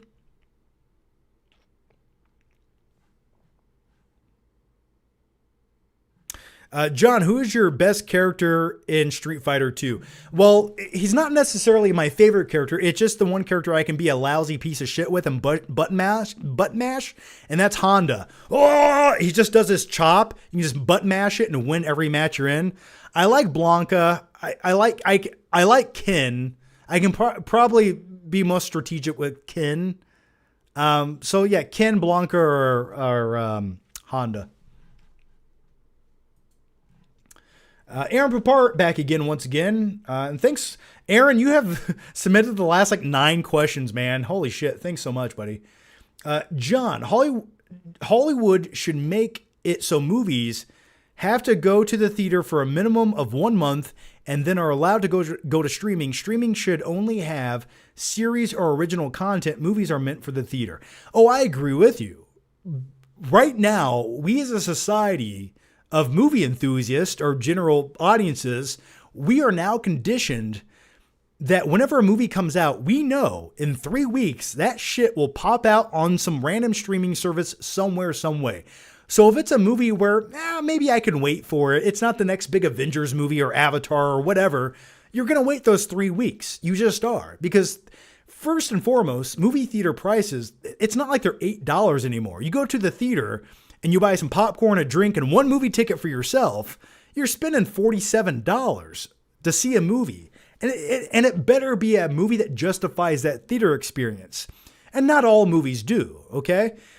But we are conditioned to simply just wait 3 weeks and watch it on streaming. So now if we knew it was going to take 3 months from theater, sorry, I just hit my microphone. Shh, I'm sorry. From theater to streaming, if that was going to take 3 months and we knew it for a fact, you'd probably see more box office returns at the theater and people would probably show up. Now, we still go to the theater to watch all the big movies opening weekend because those movies justify a big screen experience. But I think the biggest detriment Hollywood is doing to itself, and they're basically shooting themselves in the foot, are releasing these movies too soon. I get that streaming services can make more money and some studios can make more money by just flopping their movie out to streaming rather than dealing with the theatrical run of it, because they do take a profit. The theater does take a cut of those profits, right? More so than any streaming service or whatever. But even so, long term, I think that's not a good business decision, because once you get rid of that, and let's just say studios got their way, the theater experience does not exist. Your movie comes straight to streaming, no obligation to put it into theaters for 25 days or whatever. It goes straight to streaming. Great, got it. But doesn't that kind of kill the hype around that movie? Doesn't it kill that specialness that the movie had? Because whenever a movie goes to the theater, it just feels more special. It feels like this is a real movie. It's not a streaming movie. This went to theaters. It's a real justifiable theater experience. And I think that ruins the accreditation that some movies need. And whenever it goes to a theater first, it just helps that streaming experience of watching it. I don't know. That's just me. I'm rambling on. I know I digress, but I think studios are making a lot of illogical decisions, and that's definitely one of them. Yeah, I think the current model is unsustainable. It's like leave a little on the bone for everybody. And when everybody can eat and make a profit, it just helps the theater industry altogether. It's a symbiotic relationship. If the theater can do good and you have a theatrical run, your movie's making some money. Cool, you made some money there. Then it can go to streaming, and more people are going to be willing to watch it on streaming. There's more hype going into it. Oh, and then remember physical media? That was a cool thing. See all that shit behind me? Yeah, these are relics of the past. And then you could have the physical copy of it. So it was a win-win for everybody. And when the only option is streaming, eventually it's a lose-lose for everybody. So those are my thoughts. Sidebar says, are you a meatball sub kind of guy? Philly cheesesteak? Oh, I love me a good meatball marinara sub from Subway. But then again, Subway lately has all tasted like dog food. I swear, all of their ingredient is way cheaper than it used to be. I'm telling you, they are using they're using dog food in their products. That's what it tastes like. Like, it just tastes like food that you would feed your cat. It always feels like all of their meat feels slimy. It's always slimy. I don't get it.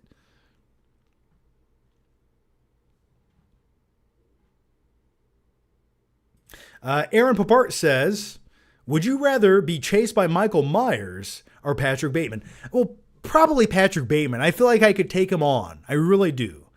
You know, Christian Bale's not the biggest guy. Now, does he have a chainsaw? Michael Myers is an evil demonic spirit that you cannot kill. Unless, of course, it's Halloween Ends and I have a baseball bat and an iron. Like all the village people had in that movie that beat him up. Ugh, so stupid. Perminator says, what made you fall in love with movies? Anything specific? Cinematography, photography, fun to watch, special effects, characters, creatures, sci-fi. For me, it's sci-fi and cinematography. What made me fall in love with movies? Well, some of my happiest moments from my childhood, and the moments I can always pinpoint at an early stage. Like, I can't remember... There's years of my childhood, adolescent life that I can't really remember things that happened, but I can always remember the moments where we went to the theater to watch a movie, or me and my family sat down to watch a movie. I can always remember these experiences, and they were always like, and I know I say it a lot, but they were always so magical to me. Like, there was nothing more exciting to me as a kid than, hey, this weekend we're going to go see The Three Musketeers starring Oliver Platt and Chris O'Donnell. And I looked forward to it all weekend. And when I think back to my childhood years, those are the memories I can vividly recall every minute detail. I can remember going to see movies with my dad on the weekends because my parents were divorced. So every weekend I knew my dad and me would go see a new movie. And that to me was like this really fun experience that I always looked forward to. And for some reason, I think that sort of like defined why I like movies so much. I don't just look at movies as something you watch up on the screen, but I look at them as like an emotional experience that you can like witness. And it's not just the movie, it's everything surrounding it. It's like, what do you eat before the movie? What snacks did you get? Who did you watch the movie with? Did you talk about the movie afterwards? You know, so those are a whole bunch of things that all go into it, why I like movies so much. It just feels like some of the fondest memories of my entire adolescent life revolved around watching movies with my friends or my family. So maybe I think that's why I like movies so much. It really is. And then you get to a certain point where your cognitive function sort of enhances and you look at movies a different way and you start sort of objectively looking at movies, you know, and you start criticizing the way that they're filmed and made and the acting. But even when I was a stupid little kid, I knew what made a good movie good. Even if I couldn't articulate it, it was just a feeling. It was like an instinct that I developed from a childhood age. And that is why I like movies. There you go. All right. So I think I'm going to wrap up the live show there. I think that was a great last question to end on. And I want to say thank you guys all for hanging out on this Sunday night edition of the live show. Seems like Sunday night's a good time to do these. And we just hung out for 3.5 hours. I only meant to do this for 2 hours at most. And I'm very hungry and I want to go eat a frozen pizza now and watch Avatar Part 2. That will be my Sunday night. But as always, guys, thank you so much for watching, hanging out, all the great questions. It does mean a lot. Thank you so much. And like I mentioned earlier, if you missed it on my main channel, The Flick Pick, go check out my review for Novocaine and Mickey 17. Let's get those views up. As always, thanks for watching, guys. And I'll see you next time. Have a good night. Stay safe and go watch a good movie or watch a bad movie. Take care.